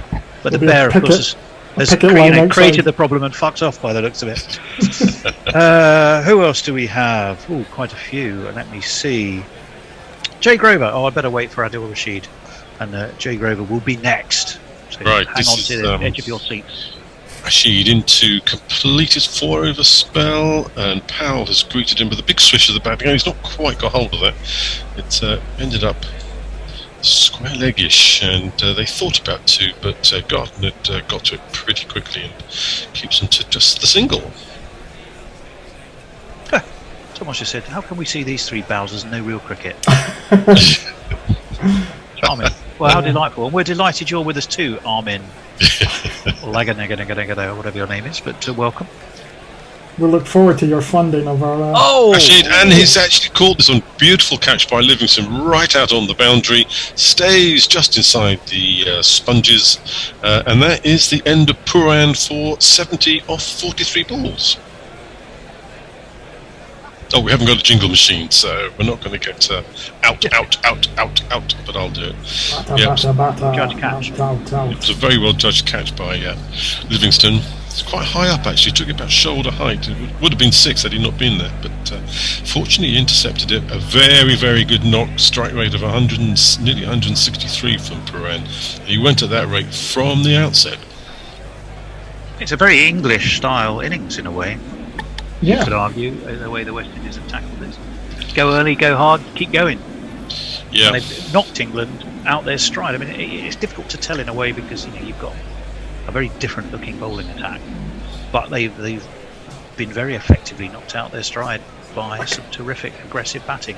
I can't say there's been many mistakes as well. Those glaring inside edges going down to third man or anything like that. It's been fairly I know the Bears suggested quite a few top edges, but I think most of the time the ball's been coming. Well, the top edge I saw was absolutely leathered. Yes. Mightily. No. Bears still maintain it was a very... It was a top edge. If I had a top edge like that, I would be playing for England. He's back to jingle the next man. Good. Anyway,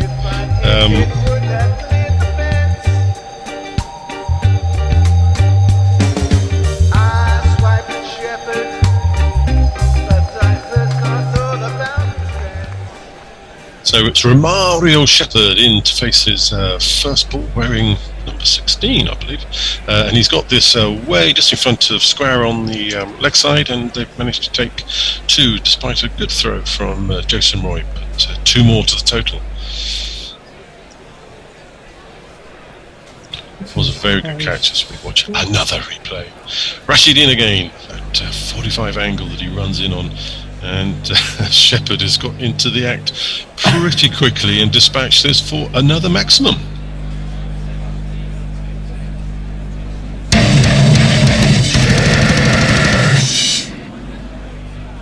We've all had that look from Adil Rashid of your bowling just off. Oh, God.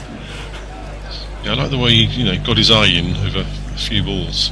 Second ball, 6. Yeah, Got a clean strike as well, isn't it? Very clean strike. First ball sweeping right across the line as well. That was very good confidence. His high score is 44 not out, so he can bat a decent bit. And that's through 11, or not 3 innings. Rashid reorganising his field again as he sets off to bowl. 5th ball of his over. This is just pushed into the offside by Shepherd. No run. Again, a very, very rare dot ball for the English bowling attack.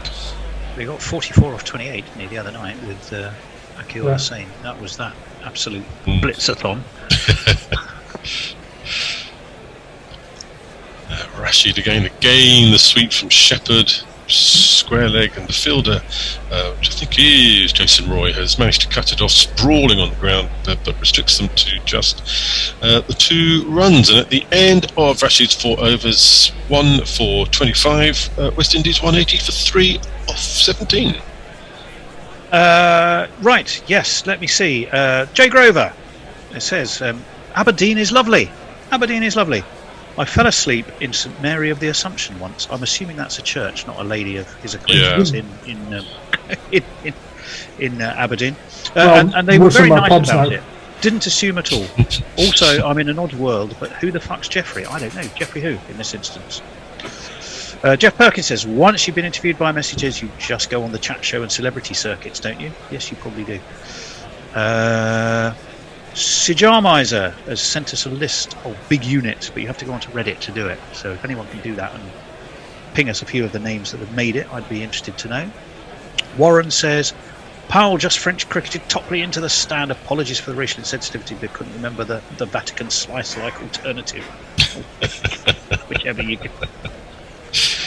Yeah, I think you failed on both accounts there, but never mind. Oh well. George Garton back into the attack. Another big swish from Powell. I think that was a top edge. It flew away over a sort of a deep-lying gully and has gone to the boundary for 4. That was a way to be away.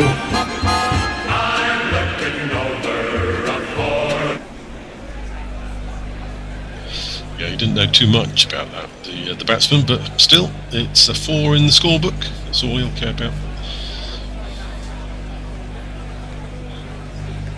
Flash and flash hard, I think is what they say. Woof. I think Powell can certainly flash hard. Good old Blackadder. Garton in again and again. He's sown everything at this one, Powell, and the ball doesn't even get halfway down the track. It was that badly timed. And Garton just jogs through and picks it up. Dot ball. So where do we think they're going to get to? 220? 230? Well, they got 210, actually, probably more. 16 balls to go, and 16 to a ball would be 32. 215 would be my guesstimate. Again, Garton in and 230 would be my guesstimate. Rocks, yes. Rocks back and dispatches us over the boundary rope for another 6. Oh, I say, chap, give me any lip. It was a ball that deserved that, really. It was a bit short, a bit half track, and nearly hit the cameraman. Yeah. He had that deep concern where he couldn't actually find the ball within the picture, thinking, where's it gone? Oh, it's at my feet. Oh, okay. Hello. Certainly rocks back, Powell, when he hits those. Oh, word. Big levers. Yeah. I'd like to hear the sound coming off his bat, I have to say. Oh no. Garton in again and again. This is I don't think it's even bounced. It was a full banger, and Powell has really just dismissed that out to the ground for another 6.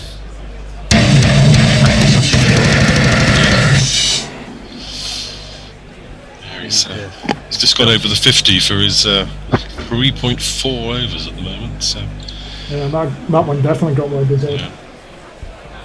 yeah, it He's was not a- getting his lengths right though. I mean, that well- one was a full toss, but and a wide full toss and right in the arc. they So are swinging with impunity. more of a baseball shot that wasn't it? I guess that's what he's there for. Get it Yeah. over and done with without being in a major tournament. You still sticking to 215 then, Tony? No, not anymore. I say I'm a bit like Winviz. You know, something's got to happen then, and all of a sudden, watch, I'll change my mind very quickly. Garton in again, left arm round, a big swing again from Powell. Hasn't found the rope this time. Brook trots round, cuts it off, but they have added 2 more to the score. 198 for 3, the West Indies. Crikey noses. Leah says Shazad and Cornwall would. They proper big units, these two. Yeah, Raheem Cornwall. Yeah, used to play a little bit at Thames Ditton, just round the corner from me. Sentient Quantum Fluctuation says Silk is a better batter, so they took that chance, but it didn't matter for the last ball. I think we're talking. I'm assuming something around the big bash there.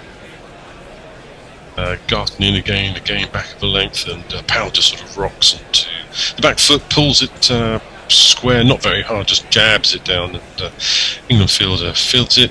It's 1 run. West Indies 199 for 3 off 18. Garton goes 57 for 1 off his 4 overs. Sorry about that. I thought the. I thought the we end were- of the over. Sorry. Oh, yeah, we all thought it was the end of the over. Warren says interesting ball from Rashid to get Pooran. Not a googly, a flipper. It was an offie. I think it was. Jersey Jingler saying there are too many jingles. They're not playing any jingles. I call for a jingle strike. There you are. I see. Was this Bear who started this? Restiveness in the ranks. Jay Grover says I'd be outraged by Tony's patronisation. Then I remembered I love him. Oh, that's very nice. I will definitely take that. Tim Bresnan, Ryan Harris, Paul Sterling says Singmeister in the big unit categories. Oh, units, yeah. Wayne Daniel is one that comes to my mind. I have to say he was a big unit. I don't Anyway, think that's Topley anything yet. has come into the attack to finish off his allocation of overs. First ball is a dot ball, just carried away by Powell on the left-hand side, on the leg side. Run rate creeping towards 11.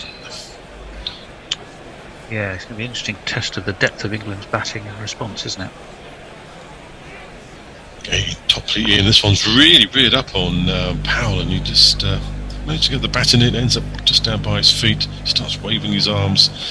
Is this a sign the pitch is starting to play up a bit? That's good news for the English batsman. Another dot ball. 2 in a row. I think that must be the first time in the innings. What would DAWs be? DAWs down there, says Jersey Jingler. DAWs. Someone give me a clue what that might be. No. Topley in again, left arm round, clipped away by Powell into the deep leg side field, and betwixt 2 fieldsmen, it doesn't go to the boundary, but they do manage to get through for 2 more runs. The West Indies have topped their 201 for 3. Well, yeah, they're not at all surprised. They've batted with real purpose. Yeah, well, the balls And per no 50 small amount of skill. have gone 35-31, 24-23. So just upping the rate as we've been witnessing. Topley in again. It's clipped away on the leg side, just behind square this time. Fielder jogs round, intercepts it, and they come through for another 2 more runs. It's time. And that's his 100 for Powell. Well batted. 20, 40, 60, 80, 100. Congratulations, sir. You are a centurion.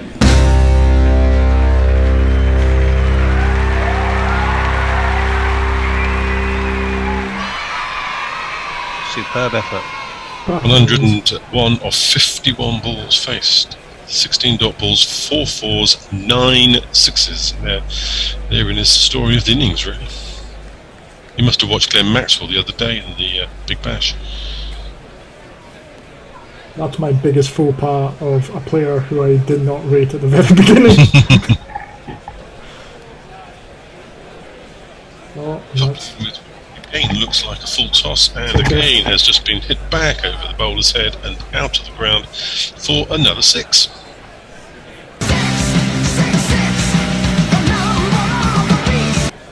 Lots of smiling faces in the crowd. Yeah, full toss. And just sent straight back from whence it came and over the boundary. They Fine can't shot. bowl them in the death. The run rate is now tripled over 11 and up to 11.1. England are going to have to bat well here. Jopley, whose figures were looking quite reasonable, 0 for 19 off 3 when he started, now crept up to 0 for 29 as he comes in to bowl his final ball, we hope, and this one is wide and is signalled wide by the umpire. I'm not quite sure what he's trying there. Wide. Looked like a slower ball that went horribly wrong, didn't it? Slower ball, half tracker, but And Ali has only got 2 hats on at the moment. Where is the 3rd hat? So, Topley to actually try and finish his over, and again this is way up in the air. Livingston comes charging in and takes a very, very good catch low to the ground, and Shepherd has gone for 10 off the 4 balls he has faced. not out. It's Powell's gone That's for Powell. 107. Sorry, Powell for 107. Yep, got big on him very quickly. Yeah, got very big on him, didn't it? Halfway This through is that. really fucking bad. Oh, nearly split through, but good take in the end. Yeah, very good catch. One of those hard They ones. might have gone and reviewed it just to make sure it hadn't touched the ground, but Powell has obviously decided that he's going to go and put his feet up for a couple of overs. Right innings. Superb. Reserve too. What a great effort that was. I know that IPL isn't their be all and end all, but it's a great time to be selling yourself. Yep, it is, isn't it?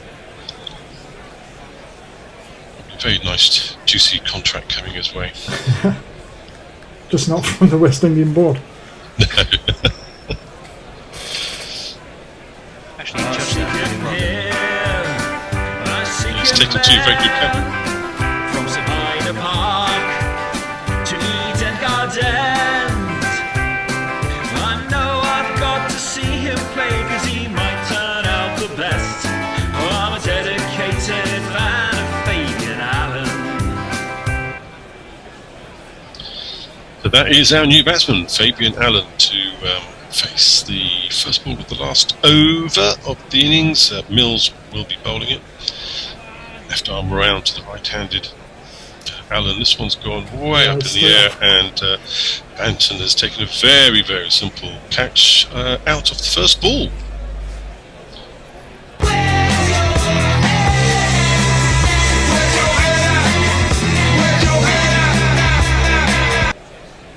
When I said they would get 210, I didn't think it would quite go like this.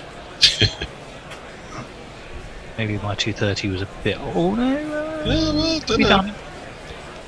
Unfortunately, the two with their eye well and truly in are out. So. Yes. 215 are a good shout. Again. Although Shepherd's there with his Shepard, 10 runs off 4 balls, so if he can get on strike, You can hit a long ball, as they say. your 215 might be in the order here, Tony. Yeah. I wouldn't be at all surprised. So the new batsman is someone we've seen very, very many times, Mr. Kieran Pollard. Are we going to jingle him? I bet. Hey, how did you win? Sorry you can't get through. I'm busy watching Kai run Pollard, so I'll get back to you.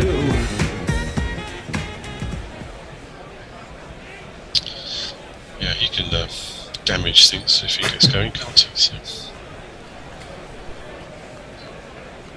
Well done, Mr. Mills. Good wicket. Deserved that. We're all set. Mr. Mills is on the way.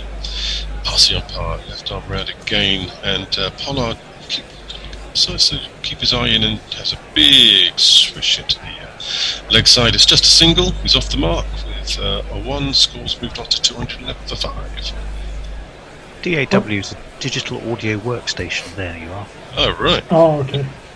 Because we all knew that. Yep. Who actually knew it? Who told you? Well, Jeff. Good lad.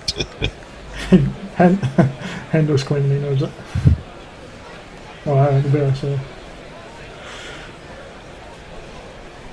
That last shot, he seemed to try and put it orbital, but barely get it to mid-wicket. So, Mills in again. Pollard flexing his knees, flicks off his hip, and it beats the man on the 45, Mr. Adil Rashid, and goes to the boundary for 4. It's me, Sanshi. It's me, Sanshi. He's not a happy-looking Timil Mills, there is he? Yeah, he didn't quite get the bat on it. But What we thought about keeping, since we have another keeper in? he hasn't really had to do much. He's been watching the ball sail over the boundary most of the time, hasn't he? So What I've seen, not seen him do too much wrong. Mills in again. Pollard pulls us quite vigorously to the boundary square on the leg side. 4 runs. 1, 2, 3, 4. There's slow ball bouncers and there's slow balls that are so slow that you've got even more time to actually readjust. He was standing and waiting, wasn't he, there? Yeah. And then just picked his spot quite comfortably. 2 more balls remaining in this West Indies innings, in this 3rd T20 international match of the series. Mills with his little hop and skip as he starts his run up. Again, wide outside off stump, and Pollard has just laced the bat through the ball, through the covers, and that's gone for another 4. 1, 2, 3, 4.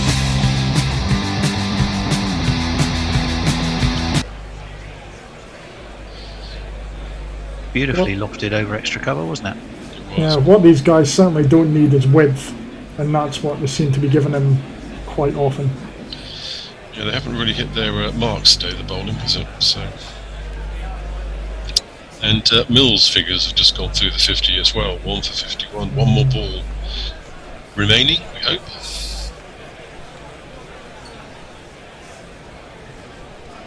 Pass the umpire. And again, short. Pollard has just rocked onto the back foot. England have posted a fielder right in that slot. It's 1 run. That's the end of the West Indies innings. 224 for 5 off their 20 overs. Shepherd finishes 11 not out of the 5 balls he faced, and Kieran Pollard 9 not out of the 4 balls that he faced. Yeah. Any messages or stuff? Oh, plenty. Yep. Plenty. 224 for 5. Jay Grover, I'd be outraged by Tony's patronisation, but I've read that before. Everybody out, says Warren. I think he means in the industrial action, blow the whistle sense, not i.e. 10 wickets down. Well, yeah, but I still like to acknowledge the little people from time to time, says Mog. I think that's in reply to, I'm not quite sure what. Jay Grover, I'm actually just terrified of offending Tony again. Man's a proper bunny boiler, am I? Warren says, say hello to your new jingler. Oh, then there's a picture of the man who we won't mention. Let me see. Yes, that's Jeff, digital audio workstation, something those musicians out of the Stone Age use, apparently. Jersey Jingler, if these no marks are getting such high scores on the pitch, Butler's going to smack 200 off 5 overs. Well, he might do worry there. Mog, you've upgraded from direct wax etching to 1/4 inch 4-track real track now. He's obviously, I'm assuming that's aimed at Jeff. Leah, I'm too bad at cricket to sell myself at the IPL auction, and I'm not pretty enough to sell myself in any other sense. Okay. Mog says the West Indian collapse is on. Beautifully batted, gorgeous innings by Powell, says Dan De Castro over on YouTube. They still need to aim for 225. Well, they didn't quite get there, but they as good as did they, because they got to 224 the Poms can bat on this surface. Well, you'd think so, but it will be interesting to see, that is for sure. Quite a few people saying hello to us or giving us likes, loves, thumbs ups. The likes over on Cricket Tracker India. Zain Khan, hello to you. I'll just cite a few other names: Imran Khan, Naeeb, Afghan, Kaushik Patel, Sajid Sahid, Sagar Ahirwa, Wahidullah Ahmedazi, Mohammed Zadzafi, Shazad Nilzay, and Yosef Fahem, to name but a few on a longish list. And I think that's us reasonably up to date. Presumably our plan there is just to wibble our way on. It said on my sheet here, wibble through brackets, very short innings break. Oh, that's knackle speak, yeah. Was there anything on YouTube before? No, YouTube, we are fully up to date. I've been quite excited by this West Indies side. Yes, I agree, it's an interesting England team. One or two force changes, some experimentation. But I think West Indies have seized the opportunity to not let the newbies settle. Poor old Garton being one particular case in point. So I think, although it's been a bit of a crashathon, there's some maturity in the crashing, I would argue, wouldn't you, Colin? Definitely. The points to the run rate and how we've been doing it as well. The fact that they didn't seem to ever go below 9 and over, so it wasn't a case of suddenly, oh no, we need to suddenly start upping the run rate. They just got through their runs quite well and quite sensibly. Yeah, it was quite mature batting, actually, wasn't it? It wasn't. Well, yeah, it was. I mean, what was Robin and Powell? 107 off 53. Yeah. What's that strike rate of 202, 201 point something? And he just never. He went from the off and just kept going. So that was pretty impressive stuff. But he was superbly supported by Nicholas Pooran, who. I think, like Steve, he seems to bat well against us all the time. Yeah, he does. Shepherd, okay, he didn't make that many, but neither did he waste his time getting to not the many that he made, and was out there at the end. So he kind of carried on where he left off from the other night. Had he had a bit longer to do it, maybe. Fabian Allen, well, I don't know what you can say about Fabian Allen.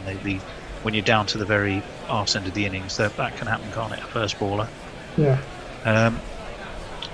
From the England bowling perspective, I mean, if there's always the caveat, isn't there? Wait till two sides are batted. But Garton went at 14 and over off his 4. Tymal Mills went at 13. Even Livingston went at 14. Moeen Ali went at 14. I mean, you can't even say, pace gets butchered, because pretty much everything did. Yeah. Topley again just about emerged with a decent amount of credit, although he went at nearly 8. But in the context of everything else going on around him, what did Rashid do? Because he was the most economical, wasn't he? Yeah, Rashid again. I mean, just quality, isn't he? He's absolute quality. He's 1 for 25. He's the only one that booked, and that's because of his variation in his bowling, whereas it didn't look like.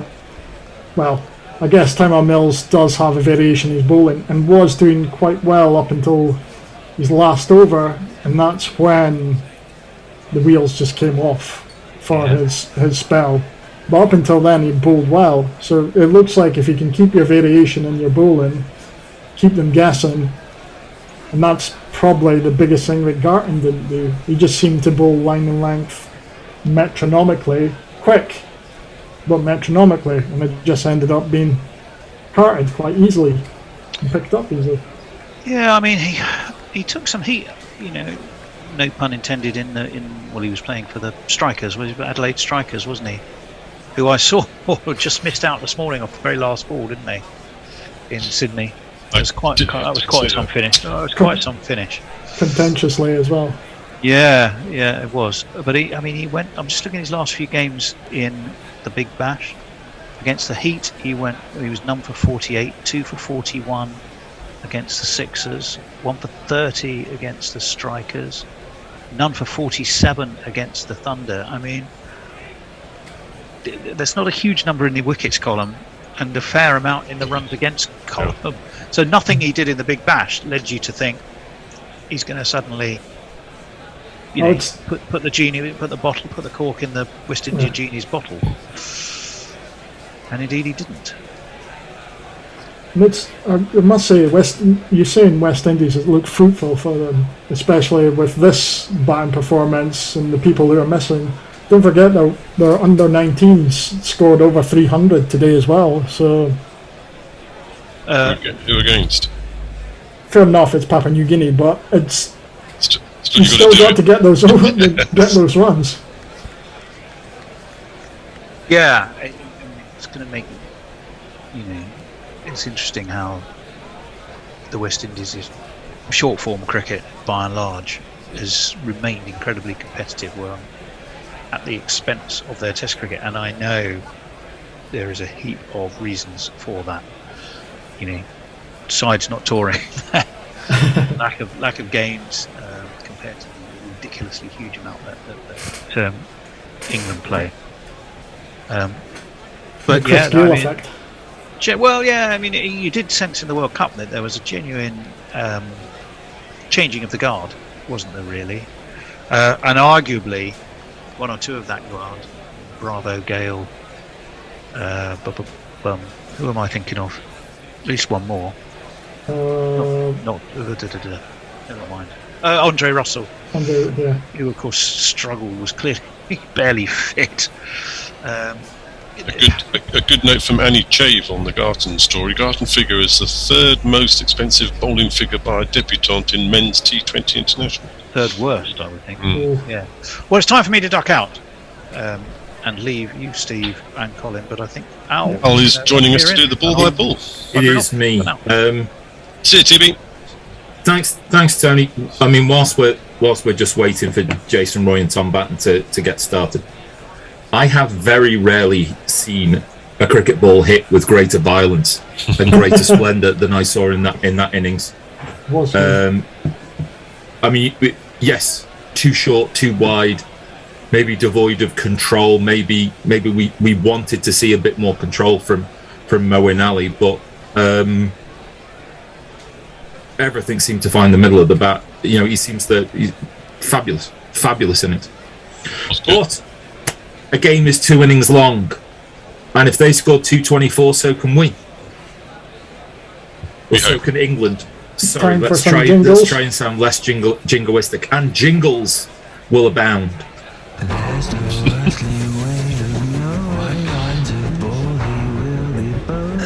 evil in his eyes showing. It shouldn't cultural. Come killing. Duckworth Lewis loves you. The clouds part for you. Nothing stands in your way when you're a Roy. It's going to be Sheldon Cottrell to bowl the first, and that is on off stump, and Roy will turn that through mid-wicket, vacant again, which will annoy the Bear no end, and there'll be a single off the first ball. England already behind on the run rate now, single, and so Tom Banton will take strike, who seemed to do okay behind the stumps, boys. They did, yeah. Well, as I think we were alluded to, didn't?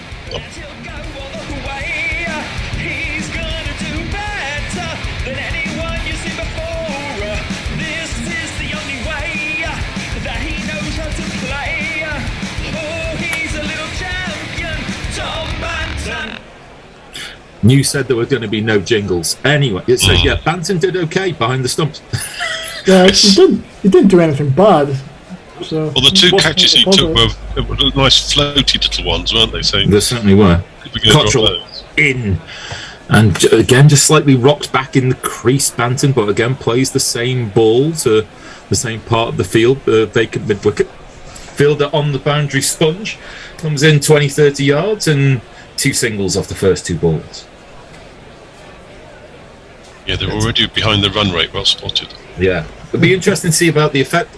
This, of course, being a day-night 2020. bowling and batting under floodlights. Natural sunlight didn't seem to do the West Indies any harm. And it looks, it's just this wonderful picturesque sky, shades of dark blue and black in the sky. That is just a Yorker length delivery that just beats Roy's outside edge and the outside edge of off stump as well, and goes through to the keeper. But a tremendous delivery. Slight swing. A lot of swing. Look where the wicket-keeper takes it, going down the leg side. Having gone past the off stump. Cracking ball. Cottrell must Might have answered your question about the effects of the light there. maybe. Cottrell's looking like someone moved the stump there right at the very last minute. I swore that would have bowled it, but halfway through this first over, 2 for no wicket, short of a length. Roy pulls through the line, and a diving attempt by Powell, fresh from his exploits at batting, and it's gone through his hands. That would have been a sharp chance, a good chance, but it's got to go down as a drop chance. And there will be, I think, 3 runs that will come for it, but Roy has an extra life. Oh no, bounced just in front of him, doing a disservice. Yeah. In which case, he may well have done very well just to stop that from going to the boundary. And they only ran 2. So Roy's on 3 and will retain the strike. I thought they may have come through for 3 there, but just the 2. Back of a length again. Cottrell. There's confusion between Roy and Banton, but Roy is safely back in his hutch before Cottrell can kick the ball forlornly towards the stumps. But it may be a bit of scoreboard pressure, a desire to get things started. Really no single there, and yeah, it was quite tight of an angle to be able to flick that with the outstretched boot back to the stumps. It would have been a finer strike on the stumps if he'd have made it, actually. It certainly would have been comparable to what Topley did in the last ODI. In the last T20. But Roy survives 3 of his 4 balls. 1 ball left of this first over. Short, outside off stump, pulled away by Roy. But there is a fielder there to be able to prevent the 4. Just a single taken. That's going to be 5 off the first over. Have we had people stay with us on social media, boys? Yeah, I'm doing it for this one. YouTube is still quiet, but over in Twitter sphere, I've got my favourite tweet of tonight so far. Ooh. Dave Wood, ensuring himself to be a shrew captain. I'm not bowling to these lot. Yeah, just the 1 over for 14. 12 overs went to over 13 and over. Boy Palm just came off a Zoom call. Fuck me, we're doomed. We could lose by a lot here. It feels like the game's officially begun now that we've had a doomed tweet from Boy Palm. There's not enough O's though, it's just doomed. Doomed. Well, it's not quite a Dad's Army doomed, is it really? It's going to be former captain Jason Holder who's going to bowl from the other end. He's Jason Holder. Filth down the leg side, and that's going to go for 4 wides.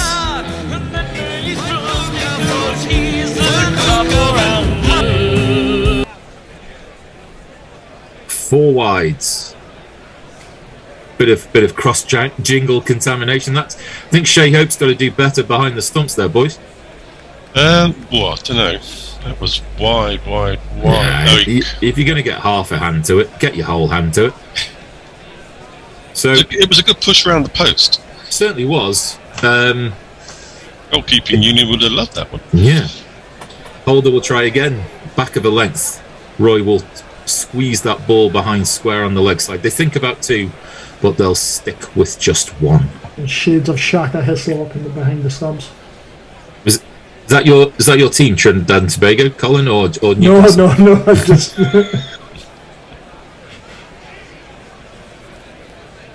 A fine goalkeeper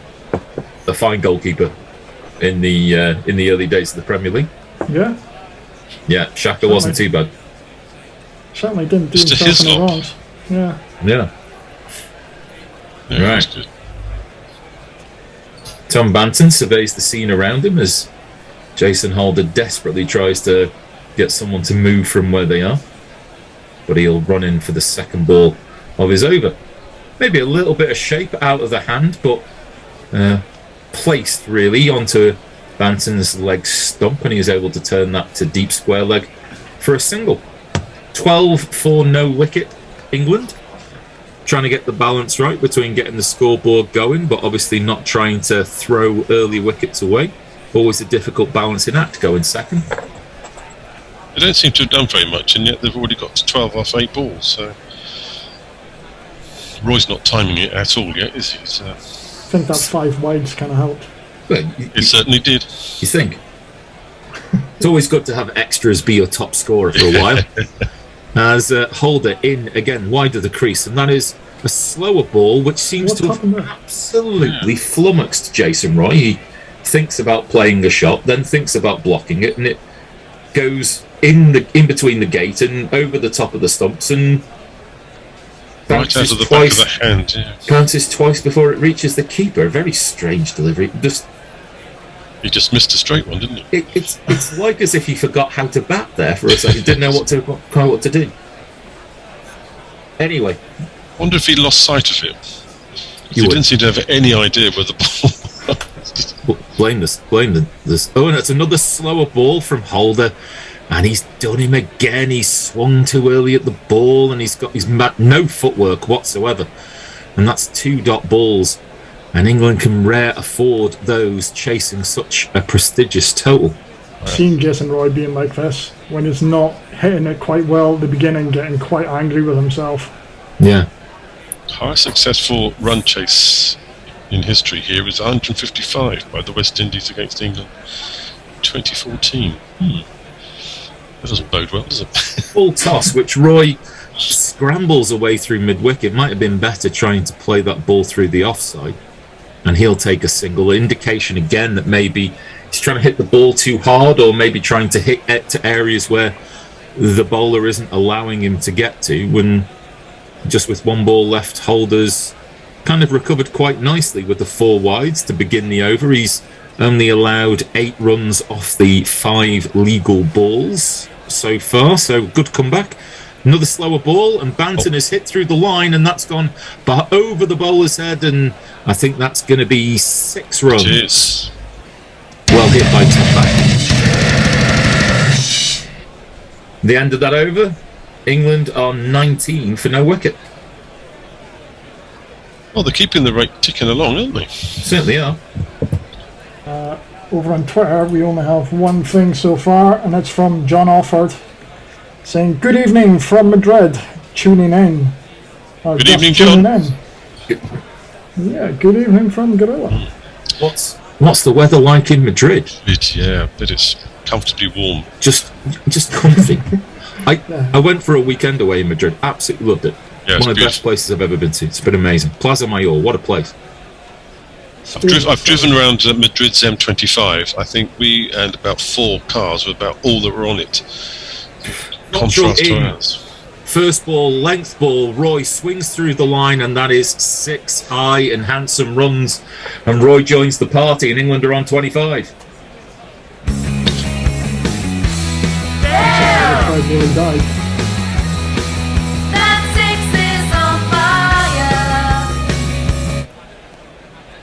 And as you were saying, there's a woman who was mildly terrorised by Jason Roy from 89 yards away. We'll just keep an eye on the cricket.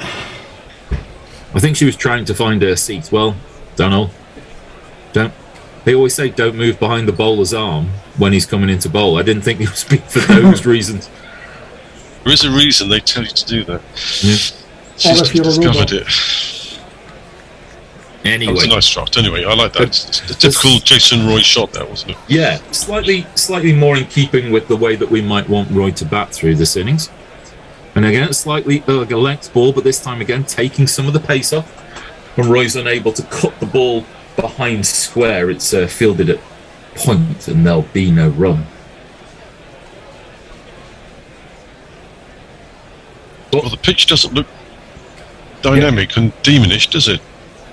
Which is kind of what you want, really. You don't want the change in conditions in the innings break to to render the game meaningless. It looks like it's a fair pitch and a fair contest, as that's leg side filth, and it will be deemed a wide.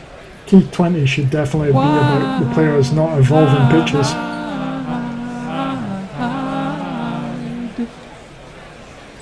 Wide indeed. 26 for no wicket off 2 overs and 2 balls.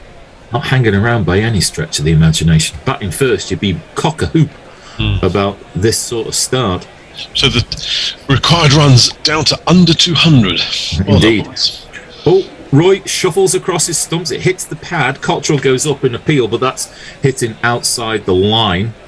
And so the ultimate aim of that, the end point, is a dot ball. It's missed very quickly, wasn't it, by the umpire? No, it was a bit more of a shuffle across, wasn't it, towards the offside by Roy. A kind of a premeditated movement. Cottrell's definitely getting movement into the right-handers, isn't he? It's those 5 balls that we've just watched. Yeah. Even by bowling the ball slightly back of a length, but that is far more down the leg side. It hits Roy again, kind of upper thigh-ish area. He's unable to move the ball to leg side, and it will be fielded, and there'll be no run. So just a couple of dot balls here, just a nice recovery back from the early 6 to start the innings, because that could put you under some pressure. And Cottrell persisting with this sort of back of a length line, trying to make Roy do the work to force the ball away. Slightly slower again, pull towards square leg, and they'll scramble through for a well taken single. It was quite easy in the end, wasn't it? Yeah. Direct hits always make these things look way closer than they are, but no direct hit there, and Banton will again feast on scraps. We're nearly at the end of the 3rd over, and this will be just the 4th ball he's faced. He did pretty well with the last ball though, smacking it through back to the sight screen for 6. So interesting that Roy's taken the bulk of the ball so far. He's the one who's looked out of touch. That's always the way. Difficult to rotate the strike in such an area. Banton chose to play a premeditated scoop shot over his head. Cottrell pushes the ball across him, and in the end there's almost no shot from Banton, and that ball will just dribble through to the keeper, and there'll be no run. End of the over. 3 in the books. Colin, we got anybody else speaking to us? A couple of more came in. Jay Grover, night all, off to listen to the Ashes. Keep it well. Be well, Jay. Joan Offord is, at the moment, the weather is comfortably warm during the day here in Madrid, but -1 degree or less at night. With clear blue skies, we actually need rain. Can have some of ours. Yeah, we've Diana had some. Patterson, we're listening to you. I am working on a paper on book advertising. Talk about normative determinism. It's difficult enough to say, let alone write about it. I'm just reading this kind of. Just crickets can work on. Now, I'm just looking to see it's Shepherd who's come on to bowl the 4th over. And Roy has taken that first ball and he's deposited it back over the bowler's head in exactly the same way that he did with the first ball of the previous over. And that's gone for a mighty 6. 6. Yeah, the beast. Seems like he had to kind of fetch the ball a bit. He wasn't really able to play what might describe as a full-blooded shot. This one is full-blooded though, and that is unfortunately down the throat of Jason Holder. He's tried to repeat the dose, but the ball never got the elevation that the first ball of the over did, and Roy has bit the dust. He goes for 19 off 16 deliveries, and Shepherd has come on and got the breakthrough. England's first wicket falls. He's never quite looked in the groove, has he? 2 good 6s, but apart from that, the rest of it has been very, very scrappy, poor lad. Yeah, just not quite at the races, Jason Roy. He goes for 19. England's first wicket down at 33.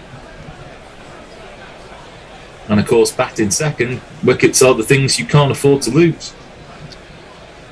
But it's a contribution. It's got them started. They're not 20 odd for 3, are they? Absolutely. We were sort of slightly concerned that's what we might have got to, but as Bear will regularly say in this game, you can quite often get out quite easily. So you can.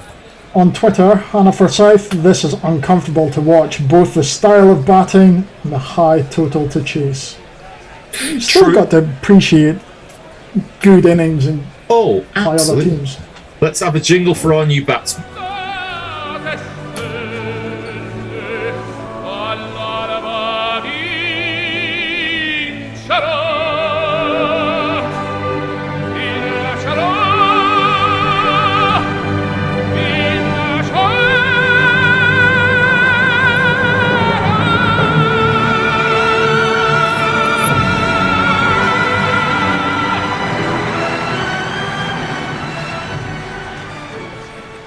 It is James Vince who takes his first ball and absolutely smokes it through the offside field. Would you like that? Cut behind square, 4 runs, beautiful shot. Well, that was quality, wasn't it? There's not one boy for me, I must have 2 or 3, I need 4. Thought it was point got a hand on it. Oh, it was dropped. No, it was not stopped. It wasn't a chance. He bumped the ball into the ground relatively short, close to himself, as we see a replay of Roy holing out to Holder. Shepherd in, 4th ball of the over, and again slightly wide of off stump, and Vince will steer it through, but this time there is deep cover in place. Powell, the Centurion, doing the fielding, and there's just a single. 38 for 1 is your score, chasing 225. It's up there and about, isn't it? It's not getting away from them at the moment. So, well, I mean, what we'll probably see is that by the time we get to the end of the power play, that there might be comparable scores. It's just that there was never any let off. It was just this continual growth through the innings. As Shepherd maybe takes a little bit of the pace off that one for Banton, who can only push it as far as the ring fielders, but will able to take a single, and he's on 9. Yes, they conducted themselves really well, the West Indies, didn't they? The way they just accelerated through the whole of the innings. It was very, very well done. England bowled just a smidge too short.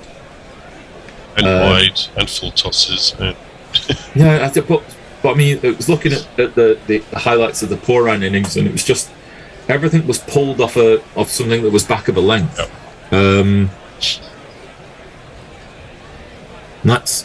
Vince has gone down the ground, and he's taking a leading edge, and it's looped over 2 fielders who will get in each other's way and converge. So a little bit unlucky, Shepherd, off that last ball of the over, but Vince will take 2 runs from it. There's 14 off that over in total, but the wicket. And England are 41 for 1 after 4 overs. Over on YouTube, we've got Ian Forth doing a test. I wonder if that's our Forthy, just trying to figure out YouTube chat. And Steve McVeigh. So Madrid can be pretty nippy in January, especially at night. No, I wouldn't have expected it to be -1, but I hope you get the rain you're looking for soon. Well, you've got the northern Spain where you've got the ski resorts and things. Yeah. Jeff Perkins, the Guild of Jinglers and Pastry Workers will bring the overlords to their knees. Common primary consumer of output.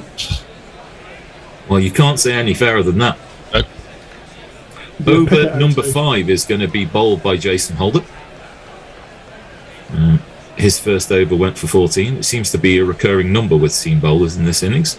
Back of a length, slower ball, tried to be guided away by Vince, but can only take a single as its part stopped. It was Banton, I think. Oh, Banton. Oh no, I thought Banton was on strike now. I'm just queuing myself on where the dots are and things like that. But we'll see. Dot hasn't moved, so it might be Banton who's in now. Yes, it is. And that's a full toss, which is hit through mid-wicket. But there is a deep mid-wicket there who fails to field the ball cleanly. But all that's going to mean is that there's 2 runs taken to Banton, and Holder looks beside himself with disappointment. You rarely see that in this quality of cricket, do you? Just forgot to pick up the ball, which I believe is one of the key basics of fielding. Last time we checked. We're going to have a change at the end of this over. That's again another slower ball, but this time on leg stump, and Banton's hit that ball behind square, and there ain't a fielder there, and that's 4 runs. 2 + 2 is a member.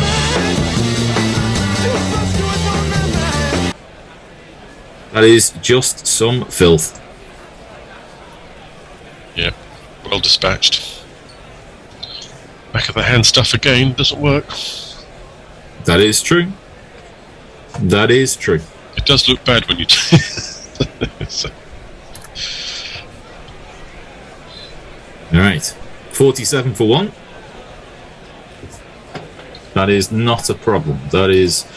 Well, let me see. Where are we? 4.5 through the 5th over. 47 for 1. It's, keeping it at about 10 and over, so it's not too bad.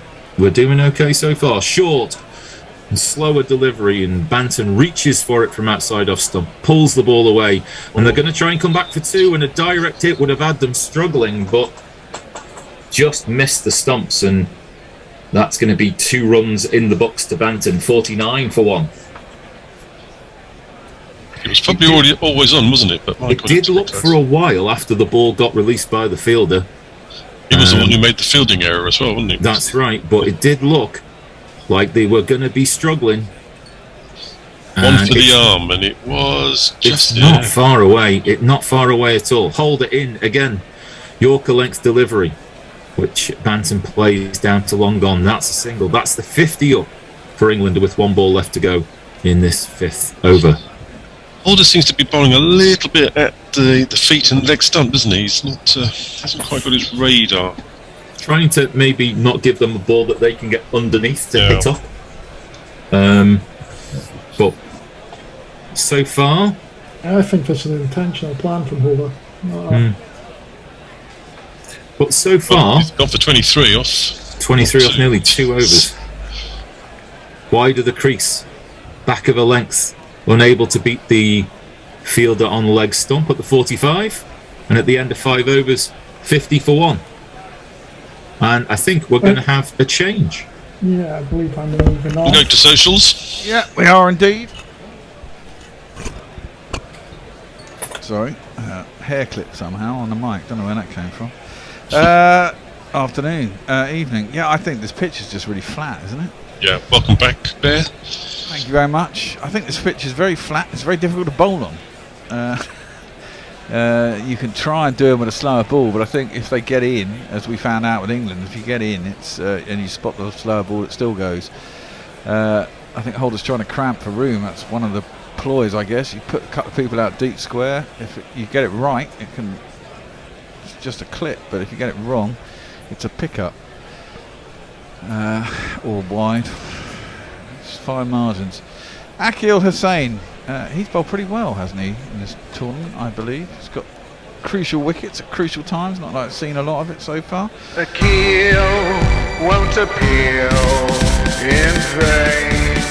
Akil is the real Hussain.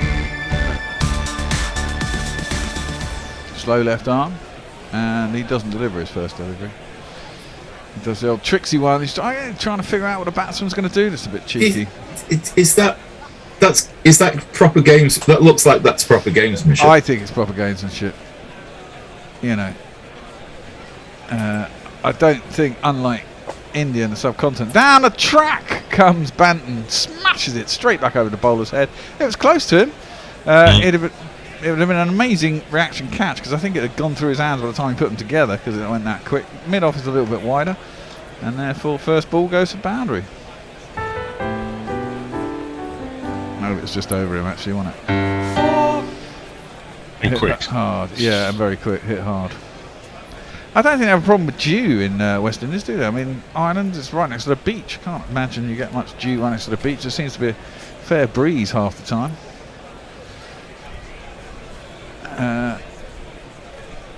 Wow, he's hit that an awful long way. I think Tom Banton's hit that over the scorecard. Jesus Christ, he's got down on one knee, slog swept that an absolute mile. He's got out of the ground into some house out in the road next door. That's massive.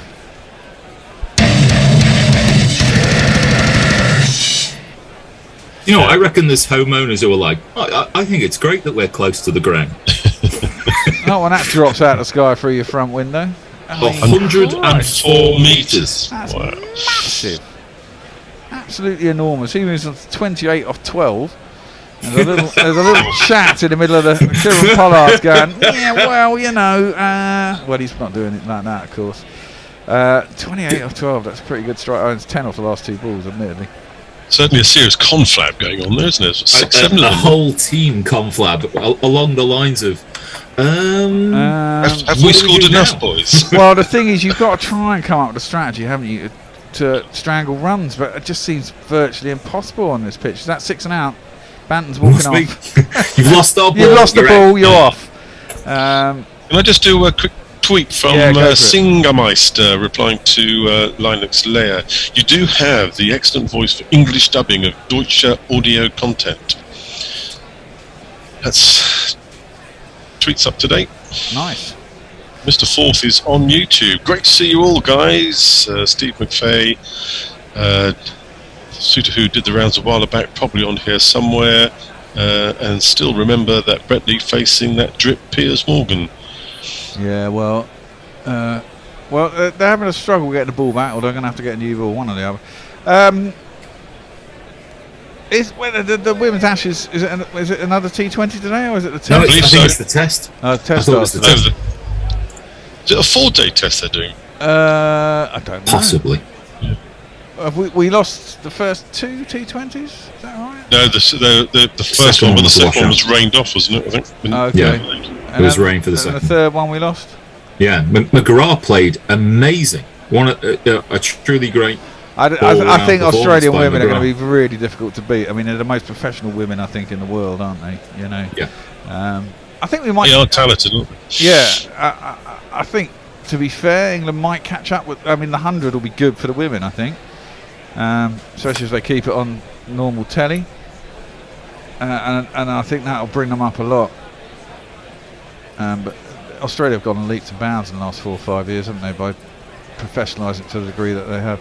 Hussain is in. They finally found a ball, and he bowls at Banton, who decides, I don't want that much of a break again, so I'll just knock that out to extra cover.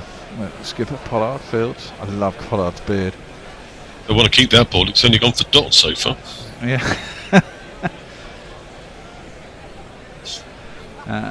Right.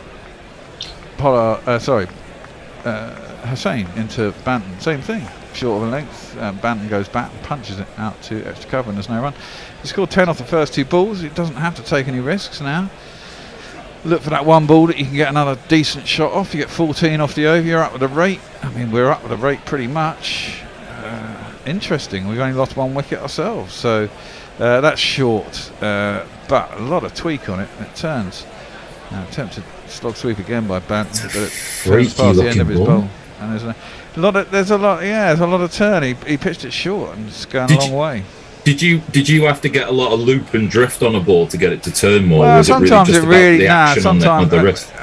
Yeah, I mean, I've got big hands. Hussain in, that puts a lot of action on that. Bowls it pretty straight and flat. Banton gets back, knocks it back past the bowler down to long off, and there's a single. Some wickets, I mean, this is what I mean. On some wickets, are really helpful. You could be. It's all about control because the wicket will do it all for you. On flat wickets, there is a skill, and you have to be able to get serious revs on the ball on flat wickets.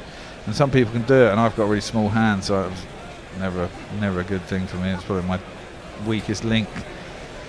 Quick update. Peter Lloyd corrects us in the Women's Ashes. It's 1 game lost, 2 no results. Oh, 2 no results. Yeah. And Mog replying to Jeff Watkins and some others. Return the means of production to the jinglers or something. You all do your own production anyway. I was going to say. You just send them to me. I just put them in the carts, man. I'm just the vehicle of delivery. Absolutely. That's all I have. And on YouTube, Suter Who says, I think I could handle Piers bowling. And Steve McVeigh, yeah, Lee could have bowled straight and cast him every ball, but he followed him back to leg. Yeah, well, okay, of course. I wanted to hurt him. Well, why not? Twat. Right, we have a change in the bowling, and it is the skipper. Hey, how did you win? Sorry you can't get through. I'm busy watching Kai run Pollard, so I'll get back to you. He's a wily fox, is Kyron Pollard. Yeah, doesn't bowl with any great pace, a lot of variations, lollops up and does weird shit. On the back foot, Banton cuts it straight to extra cover. They still run. They get the single, so dot and a 1. First ball was just defended. No run. Is that how you'd introduce him? He's going to bowl right arm weird. Yeah. He's just got lots of, he's in that. I guess he's the kind of crossover from the last era. But I always thought Dwayne Bravo, when he was younger, was an amazing T20 bowler. That's cut nicely by Vince. Behind square, there is someone out deep point. They'll only get 1. The sweeper is in. Yeah, well, they'll have 5 out now, won't they? Yep. So you've got to hit it over the top, really. And the West Indies showed you can do that. It's what the West Indies did. Yeah, we couldn't set fields for where most of their balls went. No. Exactly. Well, Banton showed he can do it. Jesus, that last hit was massive. 30 off 18, he's facing up. He goes back, cuts that into the offside. They'll get the 1. They won't get any more than that. And the thing is, they don't. You can afford 2.5 overs of not a lot, really, as long as you're hitting 6s with all the other stuff. So if England have a quiet over, they don't need to panic. No, I think you're right there. I think the Windies had 1 of 4, didn't they? Yeah, they had a couple that were quite low scoring. And they weren't all together as well. They'd have 3 overs of mayhem and then a quiet over. But if you got the mayhem in between, it just keeps it all ticking along, doesn't it? That one's pulled out to deep square leg. It'll be a single. Because you'll get your chances on this pitch. Clearly, it's a nice pitch to bat on. It bodes well because you were saying it's a new pitch for today, so it bodes well. They're obviously going to use this again for the 4th or the 5th game. Attempted reverse hit by Banton and misses it, and goes straight through to Hope behind the stumps. There's no run. NCO 65 for 1 England after 7. On the Twitter sphere, Anna Forsyth, just again further updating us on the women's Ashes. England really need to get a result in the Test to Standard chance, but there's rain around. It's only 4 days, and Australia will be happy with the draw. So, eek. O'Neill Harris. Did the bear just say he's got really small hands? For a spinner, yes. I have got quite small hands. Laughter emoji. And Mog to Gorilla Cricket. You call that shite I do production? Generous bastard. P.S. I sent one in like an hour ago. It's just an automatic reflex. I have to, massage your ego, Mog. Hussain is round the wickets to Vince, bowls it flat, dart-like, follows him as he backs away to leg. He cuts it out to the man on the point boundary, and there will be 1 run. He's bowled all right since that first couple of balls. He was a little bit of a sighter, got hit for a 4 and a 6, but he's done all right then since Hussain. It's classic left arm bowling. Oh wow! Having said that, that's another one. That's gone over. That's another one that's gone over the scoreboard. He's hit the scoreboard this time. Did he hit it? Maybe the back end. It was near it. It wasn't over it. A little bit too short that time, and Banton just rocks back. And that's the thing, you see, you can afford a couple of 1s here and there if you can pull that one off. And it does seem to be a pitch where scoring boundaries. Yeah, it's sort of slightly to the right of the. I think that landed inside on the road, but outside the compounds on the far side of the road this time. Bounced off a wall. not easy to bowl with. We're going to spend another 5 minutes trying to find a goddamn Another ball now, isn't it? It was so slow off the pitch. Banton looked like he had all day. Yeah. You know what I mean? Well, he's a spinner. If you bowl it too short, it's just going to sit up, man. Especially if it grips and that's going down leg, so it sits up on your legs, on your leg stump. Boom. And got what it deserved. Indeed. He's on 37 off 21. Hussain comes in. That one's fuller. Slides on.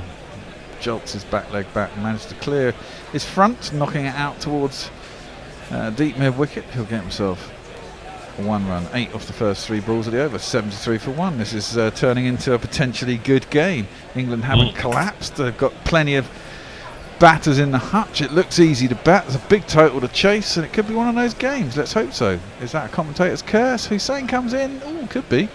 Is that going to go over? No. That's gone to the either crowd. These bats are getting better, or the air's thin, or these boundaries are really short, because he just larruped that, and it didn't seem to put so much effort into it. And it's gone straight over, deep, wide, long off, and into the stands, and it's another 6 runs. Are these boundaries that short? Or these batters? I don't know. It's 79 metres. I just think you've got no margin for error. I think so much is coming off the ball, off the bounce. Well, the ball's coming through off the pitch, which means you can carry the momentum through. But I mean, it just looks so easy. It looks really easy for the West Indies. It looks really easy for England. It's just like, who wants to be a bowler, man? That's what I say. I could bowl at international cricket because I can go for less than. I reckon I can average 14. I reckon I can average 14 and over. Wily Mr. Ali only bowling 1 over. Now we know why. Yeah, indeed. Well, England's current run rate is 10.3. The way that They require the umpire threw him the ball. Yeah. I'd have to do the wide. The umpire threw it to him like, see what you can do with that. Well, Vince goes back and slams it straight to Kieran Powell, who is at extra cover. Well, he hadn't done a lot, hadn't faced a lot of balls. 16 off 8, that'll do. It's 2 a ball. It's 200%. 16 off 9. It's marginally under 2 runs a ball, which is actually England's required rate. Someone needs to do the heavy lifting, much like Powell did. Pooran did a lot too, I suppose. Let's give it a jingle anyway.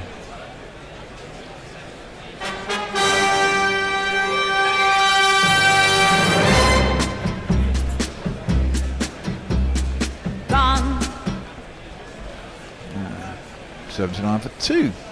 It's not far off what they were they? Little message from Roger Melly. Hello, good evening, and bollocks. Here's an idea. Why not get Billy Birmingham in to do a cameo as Tony Gregg or Richie Benno? It'd be fucking hilarious. Wow. Because for effort, that's 2 for 22. Billy Birmingham. Very good. Thank you very much. Do my best. Right, skipper's coming out. Oh, standing skipper. For today, it's Moeen Ali. Our beards shouldn't touch. Move over, AMLO. I like it too much. Move over, AMLO. You're one hairy dish I love unconditionally. It's Moeen Ali. I hadn't thought about it until Tone, I think, mentioned it earlier. Moeen Ali would be the. I think Owen Morgan needs to quit international T20.